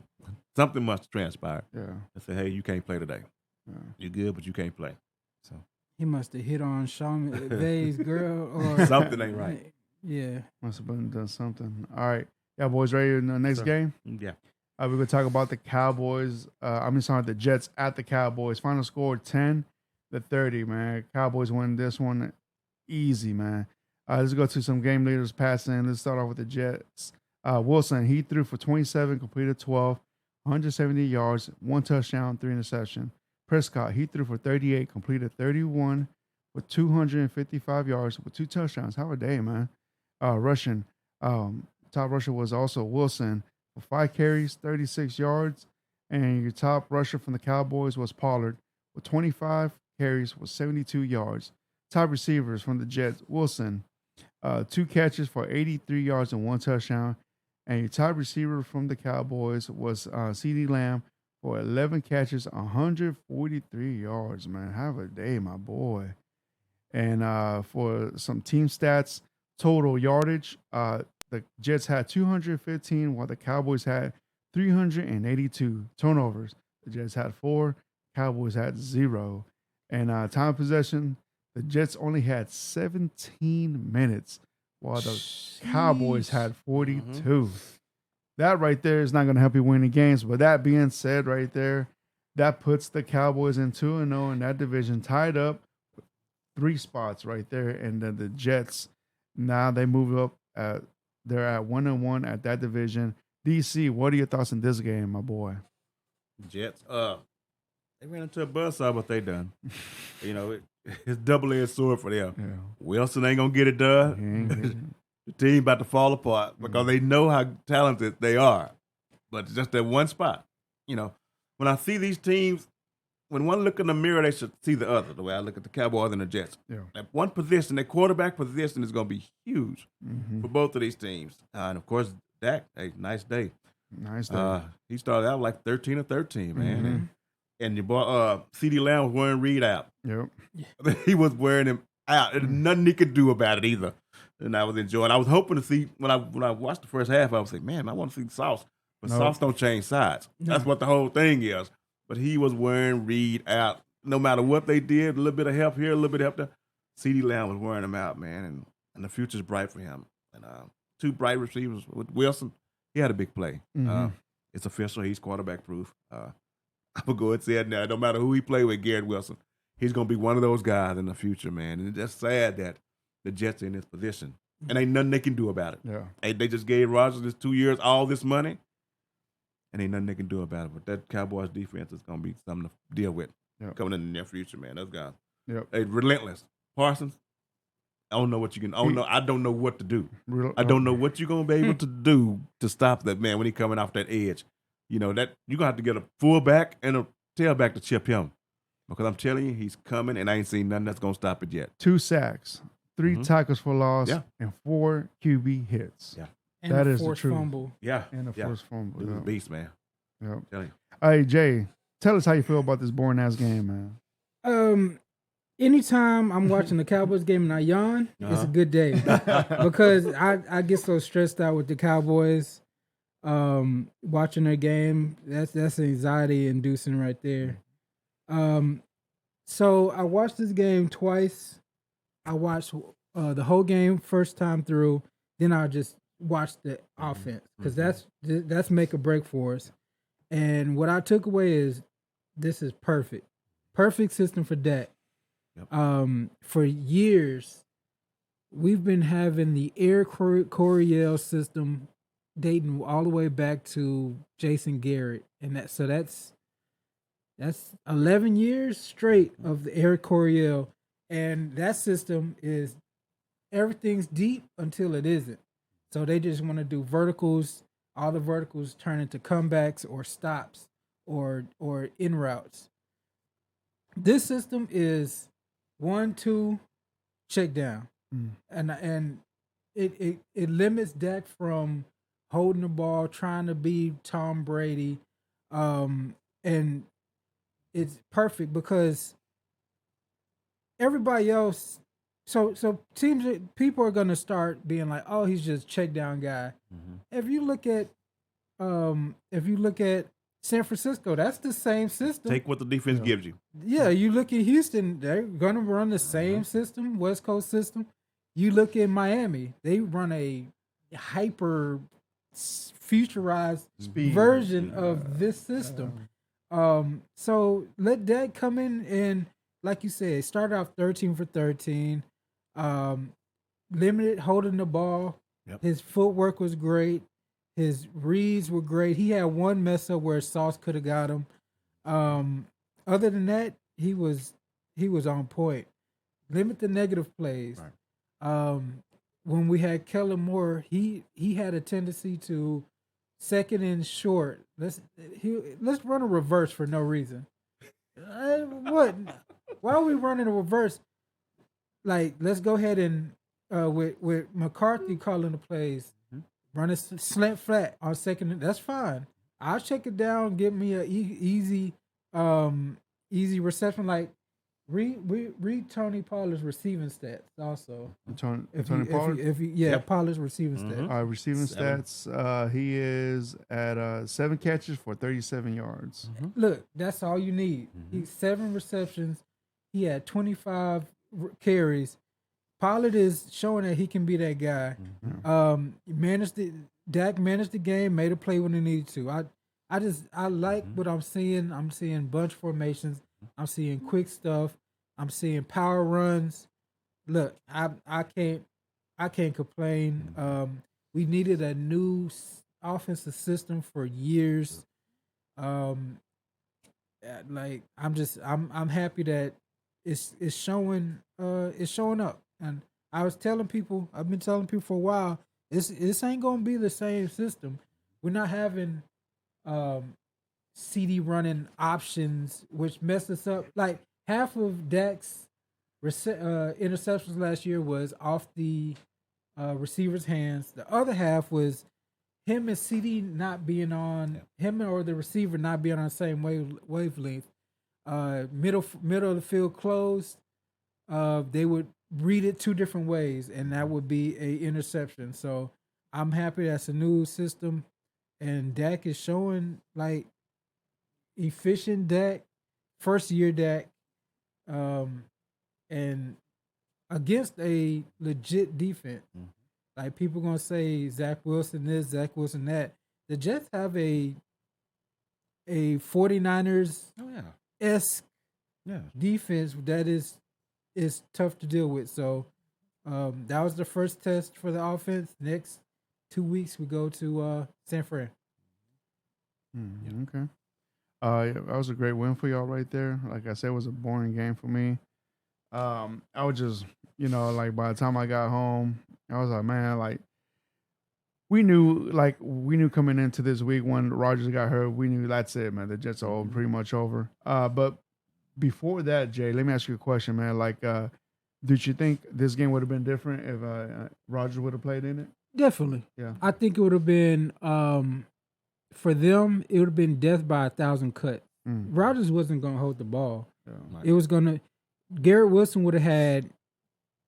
He would have had the same amount of yardage, but it would have been 10 receptions because Aaron Rodgers would have got it out quick screens or bubble screens, quick outs. Like he would have managed the game a lot better. The result probably would have been more close to 30 to won by 20 points. Yeah, it would have been 30 to 21. Yeah. It would have been way closer game. And my last thing is, this is why Kellen Moore is gone. Because Kellen Moore, we would have scored 44 points, but he wasn't going to help out the defense. He wasn't going to play to the defensive strength. So the Jets would have had 24 points. So, yes, you would have blew up the scoreboard, but what's the point? You still a win is a win. They got 10. We had no injuries. We had a clean sheet. So they didn't put Dak in a position to make a mistake, which is how I want the game to go. Okay. And like you say, Jerron, the key to this is, once again, is Dak. Just stay within the game plans. Don't get fancy with it. Just stay within it. Because the Cowboys defense been good. This ain't no news flash. They've been good. It's just that some of them games they get bogged down and lose 16-19. Yeah. You know, because at some point this year, somebody's going to get to the Dallas defense. It's natural. You're going to have a bad game. You just hope that whenever that happens on the defensive side, that the offensive side steps in and do what they need to do. Yeah. And you just hope it ain't in a playoff game. That's what you're hoping for. But, hey, the defense been legit. We just got to get Dak them to stay right on the course. Yeah. They can do it just like they did yesterday against that defense. They can do it against them. Just keep doing it. Check down. 7 catches to Paulo, like he said. Yeah. Hey, that's a win. That ain't a turnover. Just keep on moving like that. You'll be okay. And as long as your field goal kicker is making the field goal, kick the field goal. Yeah. Because you're going to get a turnover on defense. Just play right into your hand. Yeah. Great win for Cowboys. I'm excited for you, Jerron. I appreciate that. These last 2 Sundays for you, like you say, you've been catching a lot of sleep. Yeah. Good Not rest. being stressed out. Good rest. So next we're going to New York Giants at Arizona Cardinals. New York Giants come out with the 31-28 win, go to 1-1. Arizona falls to 0-2. They are solidified in the Caleb Williams sweepstakes. Josh Dobbs played okay, starting out 21-31, 228 yards, 1 touchdown, 1 rushing touchdown. Daniel Jones, 26-37, 321 yards, 2 TDs, 1 interception. Saquon Barkley, 17 carries, 63 yards, 1 touchdown. James Conner, that's his first name, right? Yeah, James Conner, 23 carries, 106 yards, 1 touchdown. Have a day, man. Yeah, pretty good day. He was tearing them up. Receiving yards. Jalen Hyatt. Who? 2 receptions, 89 yards for the speedster. He opened up the game, the offense for him, and Zach Ertz. 6. I thought he retired. Zach Ertz, damn near close. He's old enough. 6 receptions, 56 yards. Giants 439 total yards with the turnover, and time of possession was dead even, almost. So, what do you think about this comeback from the Giants, bro? Man, Daniel Jones, he did play a pretty good game. It wasn't a bad game at all. I'm still trying to figure out how they got behind like that. With Dobbs, he probably the best backup quarterback in the NFL. But they pushed the Giants to the limit, and that's going to be a problem for the Giants, especially in the division they in. Yeah. And you letting a team like Arizona, now, I don't know, I thought they supposed to been tanking. Right. And I think when they went in the locker room, they got a call and said, "Hey, slow that shit down." Hey guys, the hell are y'all what we doing? doing out there? What we doing out there? Because they were winning. They were winning 20-0. They were about like 21 points at one point, Yeah. and they came back. Of course, they lost Saquon. He's probably gonna be out a couple of weeks at least because they play Thursday night against the Niners. Ooh. That's another L for the Giants. That's You go and check that one in. Don't even show up to the airport. Butt whooping. Yep. And then they don't play again until the following Monday night, but I forgot who that's going to be. So that's probably going to be an L too with Saquon. And, of course, it's a whole contract deal. Yeah. This is why. Yep. It's the third time he's missed games due to an ankle problem. No. You know, so it's going to be troubling for the Giants going forward, man. It got exciting at the end, but it wasn't a very interesting game. Yeah. Man, you know what? Shout out to the Cardinals rushing, man. 151, man. Not bad. Connor alone, 106, man. Not bad. And then top of that, you know, like they're throwing the ball, they had 228 receiving, so they ain't bad at all. But the Giants, man, like DC just said right now, with Saquon Barkley being out for this maybe possibly 2 to 3 games. DC, what do you think? Yeah? They getting the MRI this morning. Yeah. So depending on the results of that, see how bad it is, man. Like there's a possibility he might even miss out five games. I bet it's already a minimum of 2 weeks right now. Because like I say, Thursday they stayed in Arizona because they gonna fly to San Francisco. They play the Niners on Thursday night. So they're staying? Yeah, they stay in there because they got a Thursday night game. They don't want to fly all the way back to New York and then fly back to San Francisco. I feel you, man. Yeah, so it may be a downhill spiral for the Giants. Yeah. Close win, you know, right here, but a comeback win for the Giants, man. Congratulations on that. But it's gonna be the next 2 to 3 weeks might be very challenging, possibly without your franchise running back, man. Yeah. Jay, what are your thoughts in this game, man? Man, there ain't no congratulations for this. There ain't no way if you're a Giants fan, you happy. I mean, for a comeback win, bro. No, because they started out the season down 60-0. Yeah. And you had to come back against a tanking team. They got a phone call in the second half. Yeah, like, hey, man, what are you doing, man? There's no way in hell that you think, as a Giants fan, that this was a legitimate tone-setting win. This is a win that saved your season, yes, but you still should be embarrassed. You gave up 28 points to the damn Arizona Cardinals. We'll see what's going on with Daniel Jones. When you turn Daniel Jones into a passer, he's just not it. Right. Yeah. They came back into the game with him turning into a rusher. So who cares that they got Jalen Hyatt? Who cares that they got Waller? He's not a passer. This isn't his game. His game is to be a rushing quarterback, a la Chicago Bears and Justin Fields. They're in the same boat. Yeah. They look. I give them a smidge of credit for coming back, but like you said, with Saquon hurt, how many times they gonna run Daniel Jones now? Saquon, I'm sure it's a high ankle sprain. They said the MRI came back.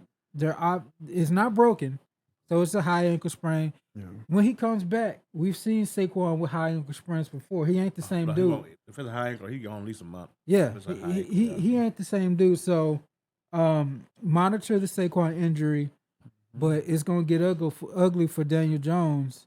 Coming up, they got like you said, they have 49ers Thursday. After that, Monday night they have Seattle. You're gonna have to score with both of these teams. And Daniel Jones is going to have to show that he is a legitimate passing weapon. Yeah. Only way they move the ball is with his legs. What was his rushing, if you have it? Hold on. 59. 9 for 59. 9 for 59. But we'll see.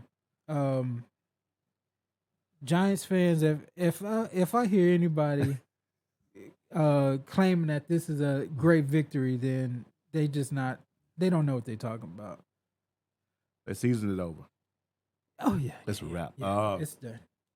If the Cardinals ran for 150. McCaffrey gonna have that by himself. Come Thursday night. And Debo might get 100. So this gonna be troubling for the Giants going forward, man.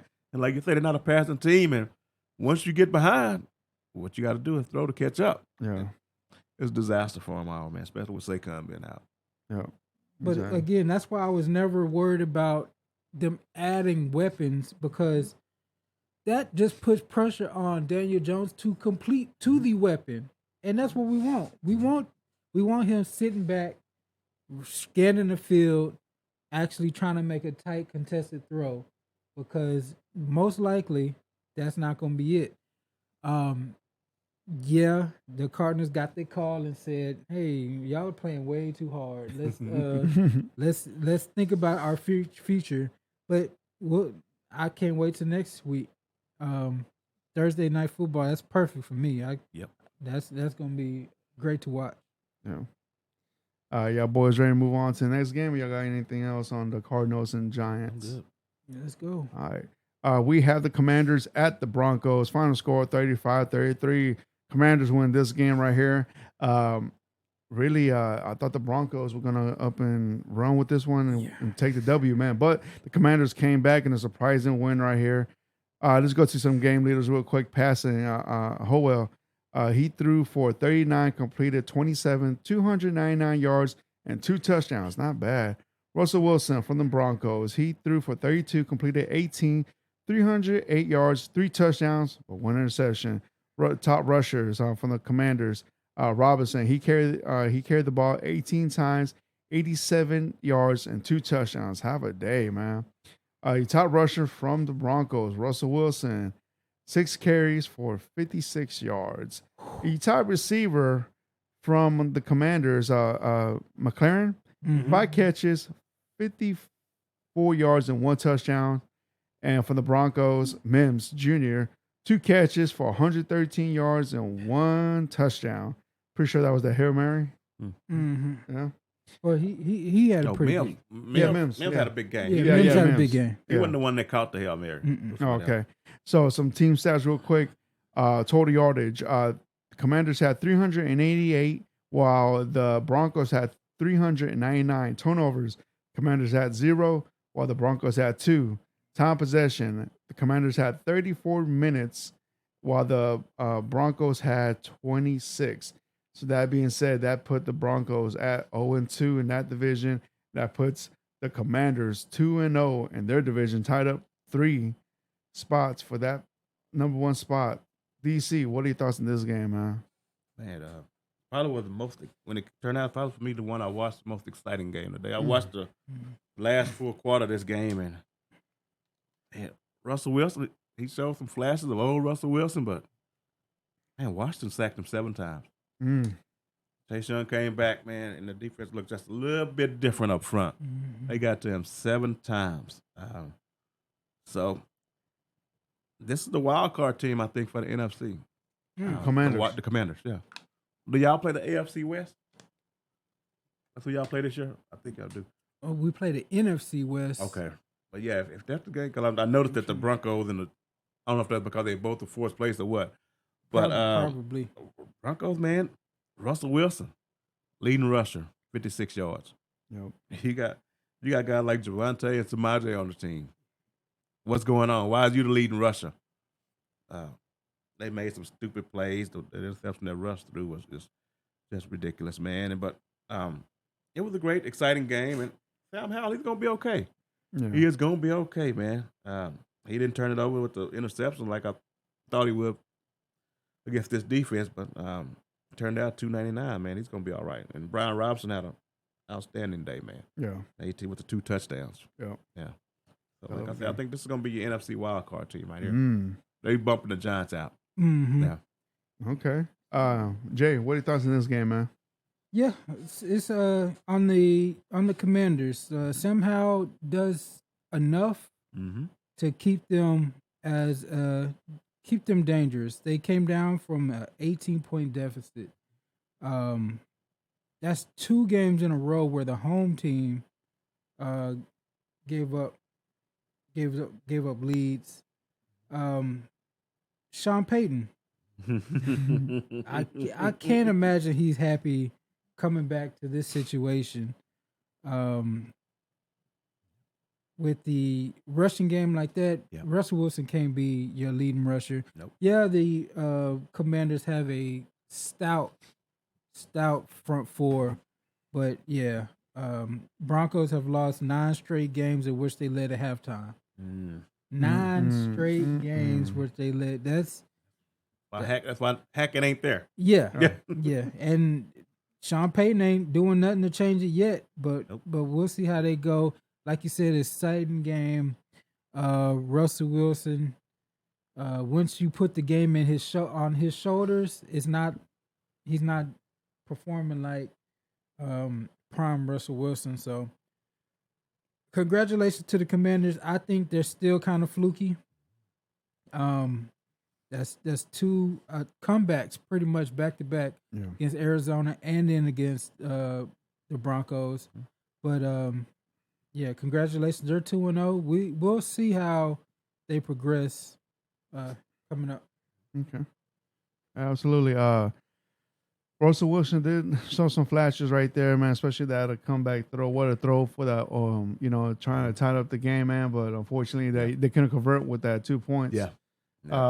So that sucks for them, man. And it sucks because that was a selling crowd when they played in front of the homes at the home stadium.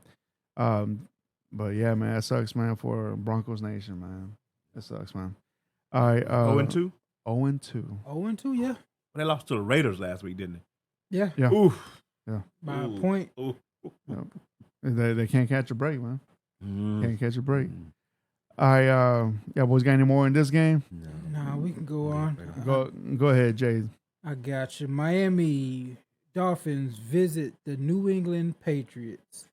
Miami wins this 24-17. Go to 2-0. New England goes down to 0-2. Tua Tagovailoa, 21 of 30, 249 yards, 1 touchdown, 1 interception. Mac Jones, 31 of 42, 231 yards, 1 touchdown, 1 interception. Raheem Mostert had him a day, 18 carries, 121 yards, 2 touchdowns.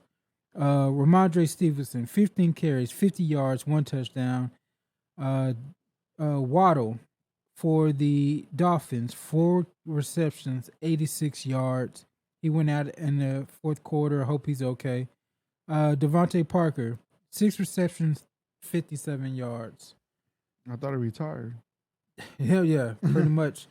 Dolphins tore him up in total yards, 389 yards to 288 yards for the Patriots. 1 turnover for the Dolphins, 2 turnovers for the Patriots, and time of possession almost dead even. So that didn't sway anything. Kraft, what do you think about this this victory for the Miami Dolphins? Man, I'm glad they got it, but man, Belichick, his defense, man, and he gets those guys up. Yeah, man, his schemes and what he does with those players, with the talent that he has, man, he makes it work. Yeah, he does. And your quarterback for the Patriots, man, Bill O'Brien must be doing pretty good with him because I'm watching the offense go, man. I'm like, man, look at that. This is okay, especially when they get into that hurry up, no huddle stuff. Yeah, the kid looks good, man. He looks real good. Just looking at that team right there, they might be the best 0-2 team in the league. Yeah. I'm telling you, they might bump the Jets for that last spot if you don't watch out in the playoffs, man, because he gets those guys up, man. I thought Miami was going to put it on them a lot worse than that, but Bill O'Brien and Bill Belichick, man, got the guys up to play. You didn't get Tyreek with the big numbers like he normally would, but I wasn't expecting to have numbers last week, but I was expecting to have at least about 100. Yeah. But the scheme that Belichick brought out and the way it was working, man, he kind of kept them in check. And it was a real interesting game. They just dug that hole early, and that was the problem for them. So, but like I say, that might be the best 0-2 team in the league. They keep playing like that. Yeah. DC, man, you just took the words out of my mouth, man. Like the Patriots defense took away Tyreek Hill. I mean, he only caught the ball 5 times for 40 yards. You know, so So Belichick had his secondary in the back, and it was like, all right, we're gonna make you run, and they did because they rushed for 145 yards. So they took away the mostly the passing game, man. But they shut down your number one guy, which was Tyreek Hill. Shut him down. Yeah, now to the Patriots offense, man. Bill O'Brien, yeah, like I said, he was a great offensive coordinator, but he just a sorry head coach and worse GM. So as long as he stays as a play caller and not trying to manage the whole team, they'll be all right, man. But the Patriots are moving along the ball. The Dolphins actually looks very improved from last year's disaster when you had a defensive coordinator calling offensive plays. Made no sense last year. You could tell the frustration out of Max Jones last year, man. But this year, he looks very poised in that pocket, man. He looks very controlling that offense, and he looks like he knows how to manage it, man. So congratulations to the best 0-2 team, like DC said, man. Jay, what are your thoughts on this game, man? For Miami, this is my favorite offense to watch. Yeah. It's incredible the way Mike McDaniels uses the speed. They're hitting you speed everywhere you go. Yeah. They do that slant wheel flat. My favorite play. That might be my favorite play ever. Bro, it's always open. Yeah, exactly. And they run it 12 times a game. And that slant's 10 yards, but they get 10 more out of it. It's crazy. And then you cover that. You got the wheel, and that's right behind it. And then they run so much stuff off of that. That's the way you run an offense in the NFL for me. If Mike McDaniel was if he was my coach, I'll be happy, man. Jay, so real quick, man. 6 of the wide receiver has 20 plus in receiving yards. Yeah, that's very impressive. Yeah, you know now the other 6 from the other side, you only got 5, and over here you got 6. Yeah, that's crazy. And they got if you look at their averages, Waddle was 21. Tyreek Hill he's down low at 8 because Belichick wanted to take him away. Which was key. Yeah, that was key. Still had a touchdown. Yeah. River Craycraft, 17 yards, 14 yards for Braxton Berrios. I just love watching this offense. This is their year. If any year for them to dethrone the Chiefs, the Bills, it's shaping up like that. This is the Bengals. Yeah. They're all down right now. Yeah. Miami is the team of the AFC, in my opinion. They got Vic Fangio calling defense on the on the other side. Man, they're just exciting to watch. Everything they do is speed. Raheem Mostert fast, A-Chain fast, Hill fast, Waddle fast, Craycraft, man. Even Smythe, their tight end, fast. So I love how they built this team. I love how they run the offense, all a quick motion. Just, man, it's as long as everybody stays healthy, specifically Tua, they should be the number 1 seed. For the Patriots, the only difference is they have a great coaching on both sides of the ball, but talent poor. It's just talent. Ramondre Stevenson, their best weapon. They're going out there throwing at Devontae Parker, Kendrick Bourne, Juju.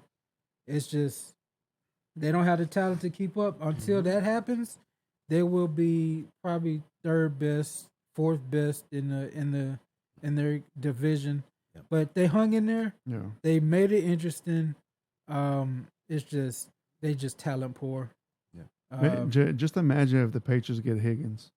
If that's another team, they should be they should be looking at that. They should be looking about to say that. Higgins or Pitts. Yep. Think of something like that. They just need more talent. But they'll be okay. Yeah. They'll be okay. Yeah, they're on 2. They don't have anything planned for this year. Yeah. But they'll be all right. Oh yeah.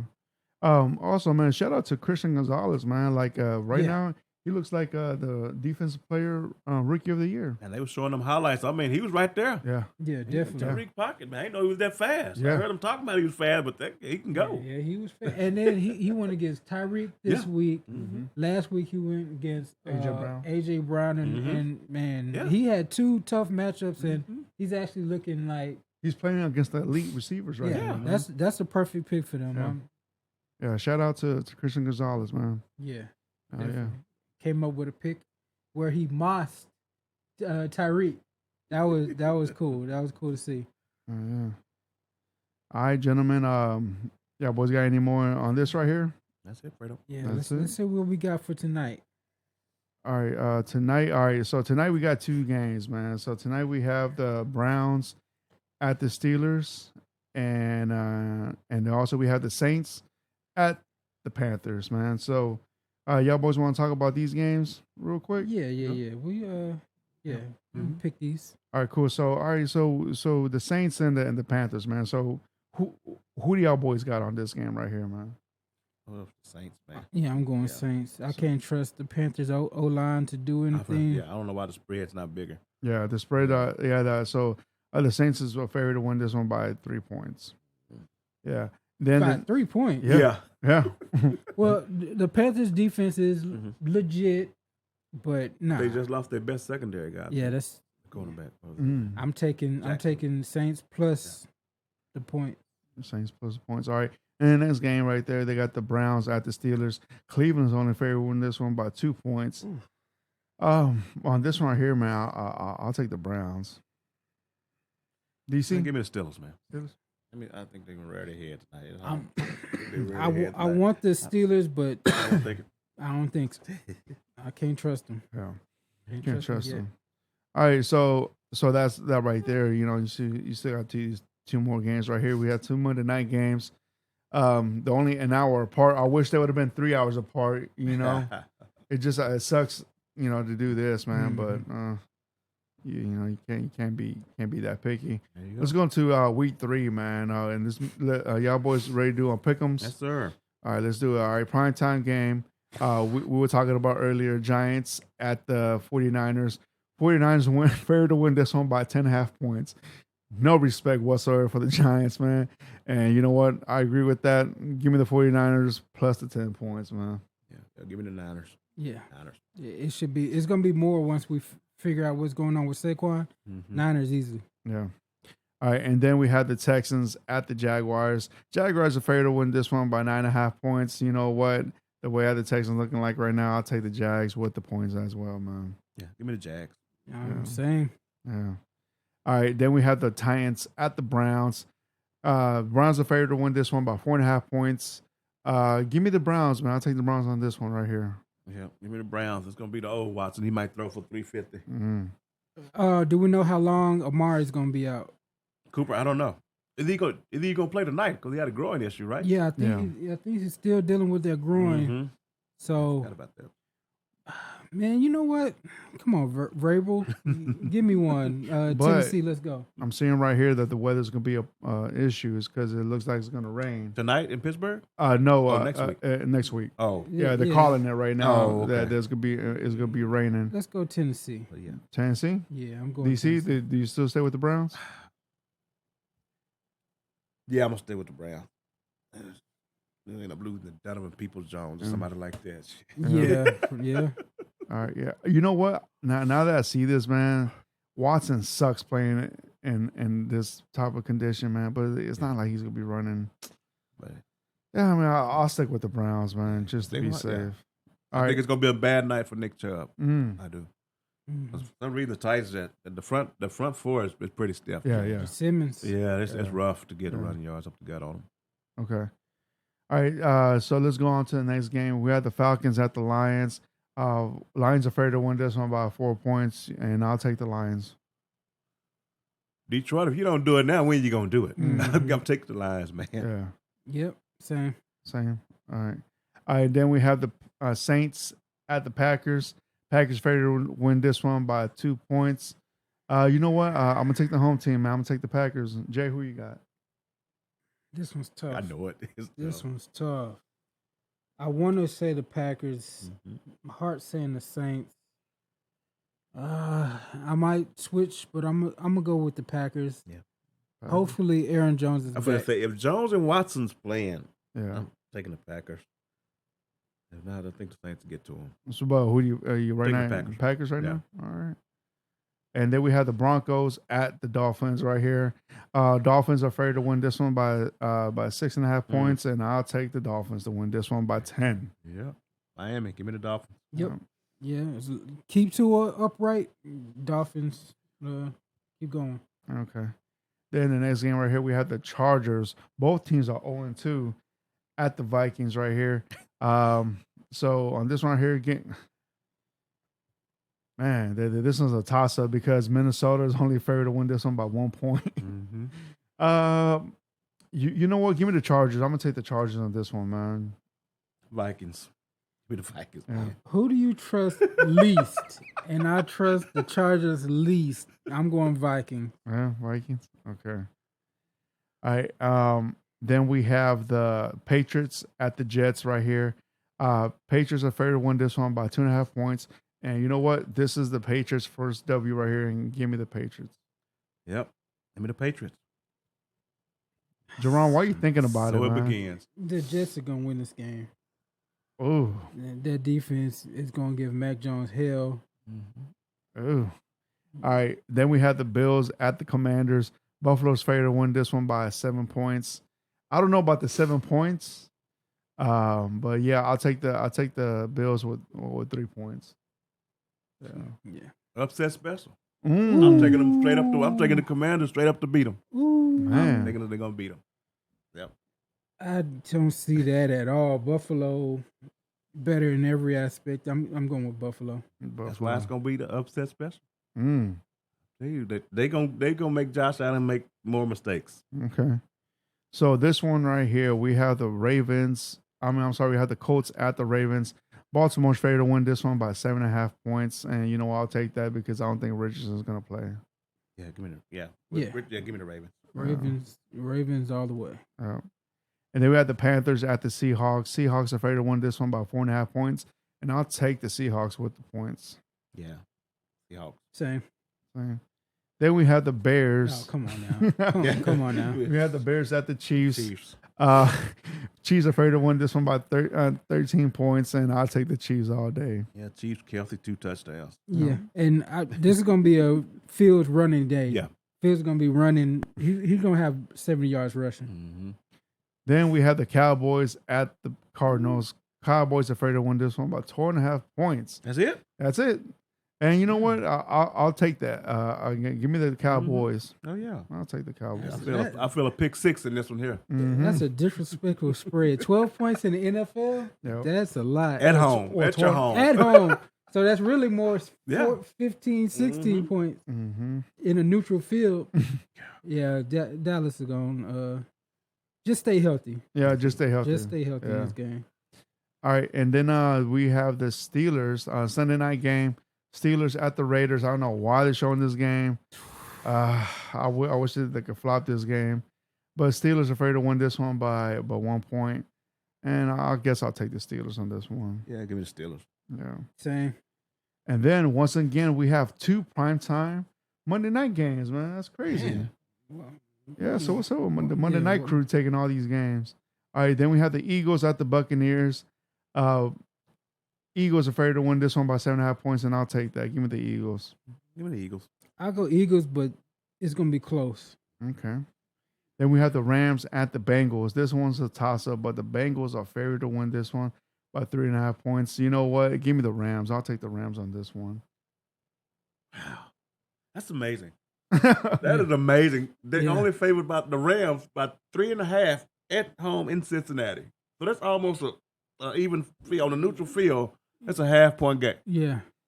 They must don't think Burrow playing or something, man. I don't know. Man, I gotta take the Bengals, man. I gotta think that they can't end their season in week 3, man. The way it's looking, man. Without Burrow, apparently this team Something can't. don't seem right with that line. It just don't, man. I know the Rams been playing tough lately, but Jesus, come on. You can't go 0-3 No, you can't do it. I'm going Bengals. There you go. I'm going Bengals. Bengals? They got to throw. This is a kitchen Something. sink game. Something. They got to every trick play. Yeah. Jamar Chase put him in the backfield as running back if you have to. Yeah. They can't do it. No. They got to win this game. So yeah, I'm gonna go Bengals. Bengals. Yep. All right, man. Well, that right there concludes our picks right there, man, for week 3. So right now, DC and Jerron are tied at what, 16-14? 16-14. And I'm right now 15-15 just because I picked my bum ass Texans. Hopefully they would have won that game, man. But yeah, man. So far we're right there, close to 500. Well, we're by 500. So if you follow us and you want to like hear us and everything, tune in, man. But yeah, guys. Other than that, man, any news out there, DC? Jay, going on right now? Nothing I can find on the interwebs. I'm just waiting to hear what's going to happen with Saquon, and if anything pop up with Jonathan Taylor, if he can pass the physical if he needs to. So, well, to hear that. Right here I got some news right now. Cornerback Avante Madbox suffered a torn He done. Pectoral? Yeah. He done. Yeah. That's a season ending. So he will go under surgery right now. So he's definitely missing out the whole season. The injury bug. That's one of the things. They were one of the most healthy teams last year on their way to a Super Bowl run. Now it's starting to bite them. They lost two secondary pieces already. They played without their linebacker.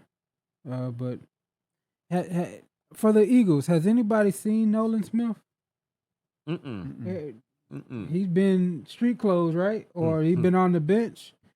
All I heard all season after that draft was all these Georgia Bulldogs. But yeah. So all right. Yeah, man. Let me see what else. So I don't know if y'all heard about this, man. Kareem Jackson is facing possible. They're facing him with a fine. Yeah. For giving a tight end Logan Thomas that concussed. Yeah, that was a tough. Also, the last one last week. Also, he gave somebody else wide receiver Jacoby Myers a concussion as well. Yeah, he had to left the game. So damn. Kareem Jackson, man, former Texan, he's being known as a dirty player now. Yeah. Got kicked out of that game. Maybe that changed the aspect. Yep. If he didn't take that shot and he played, maybe they would have won that game. Yeah, I remember reading something when they asked Sean Payton, "Do you think that changed the game?" But I didn't know what had happened. Oh yeah. So Sean Payton was like, "No, we don't think that affected the game at all." Look, so it makes more sense now. Yeah, man. But because I'm right here looking at it, man, he's going shoulder first to the head. Yeah, he hated Logan Thomas. Sheesh. Looks like Montgomery might miss a few games. Montgomery. So all you Jameer Gibbs people out there, here you go. Got him. Yeah. Here you go. Finally, here's your chance. Your time to shine. Yeah. All right, gentlemen. Besides that, man, y'all boys got anything else for the week 2 of the NFL, man? I think that's it, Fredo. Yeah. See what happens tonight. All right. Well, thank you for tuning in to the Shield Football Podcast, man. Thank you for your support. Thank you for subscribing. If you haven't, please do so. Please also follow us on all the social media accounts. Everything's linked in within here. Spotify, YouTube, Apple Podcasts. Check us out. Instagram. We're there. TikTok. Everything. But until then, see y'all next week for week 3. Until then, later, guys. Later. Peace out.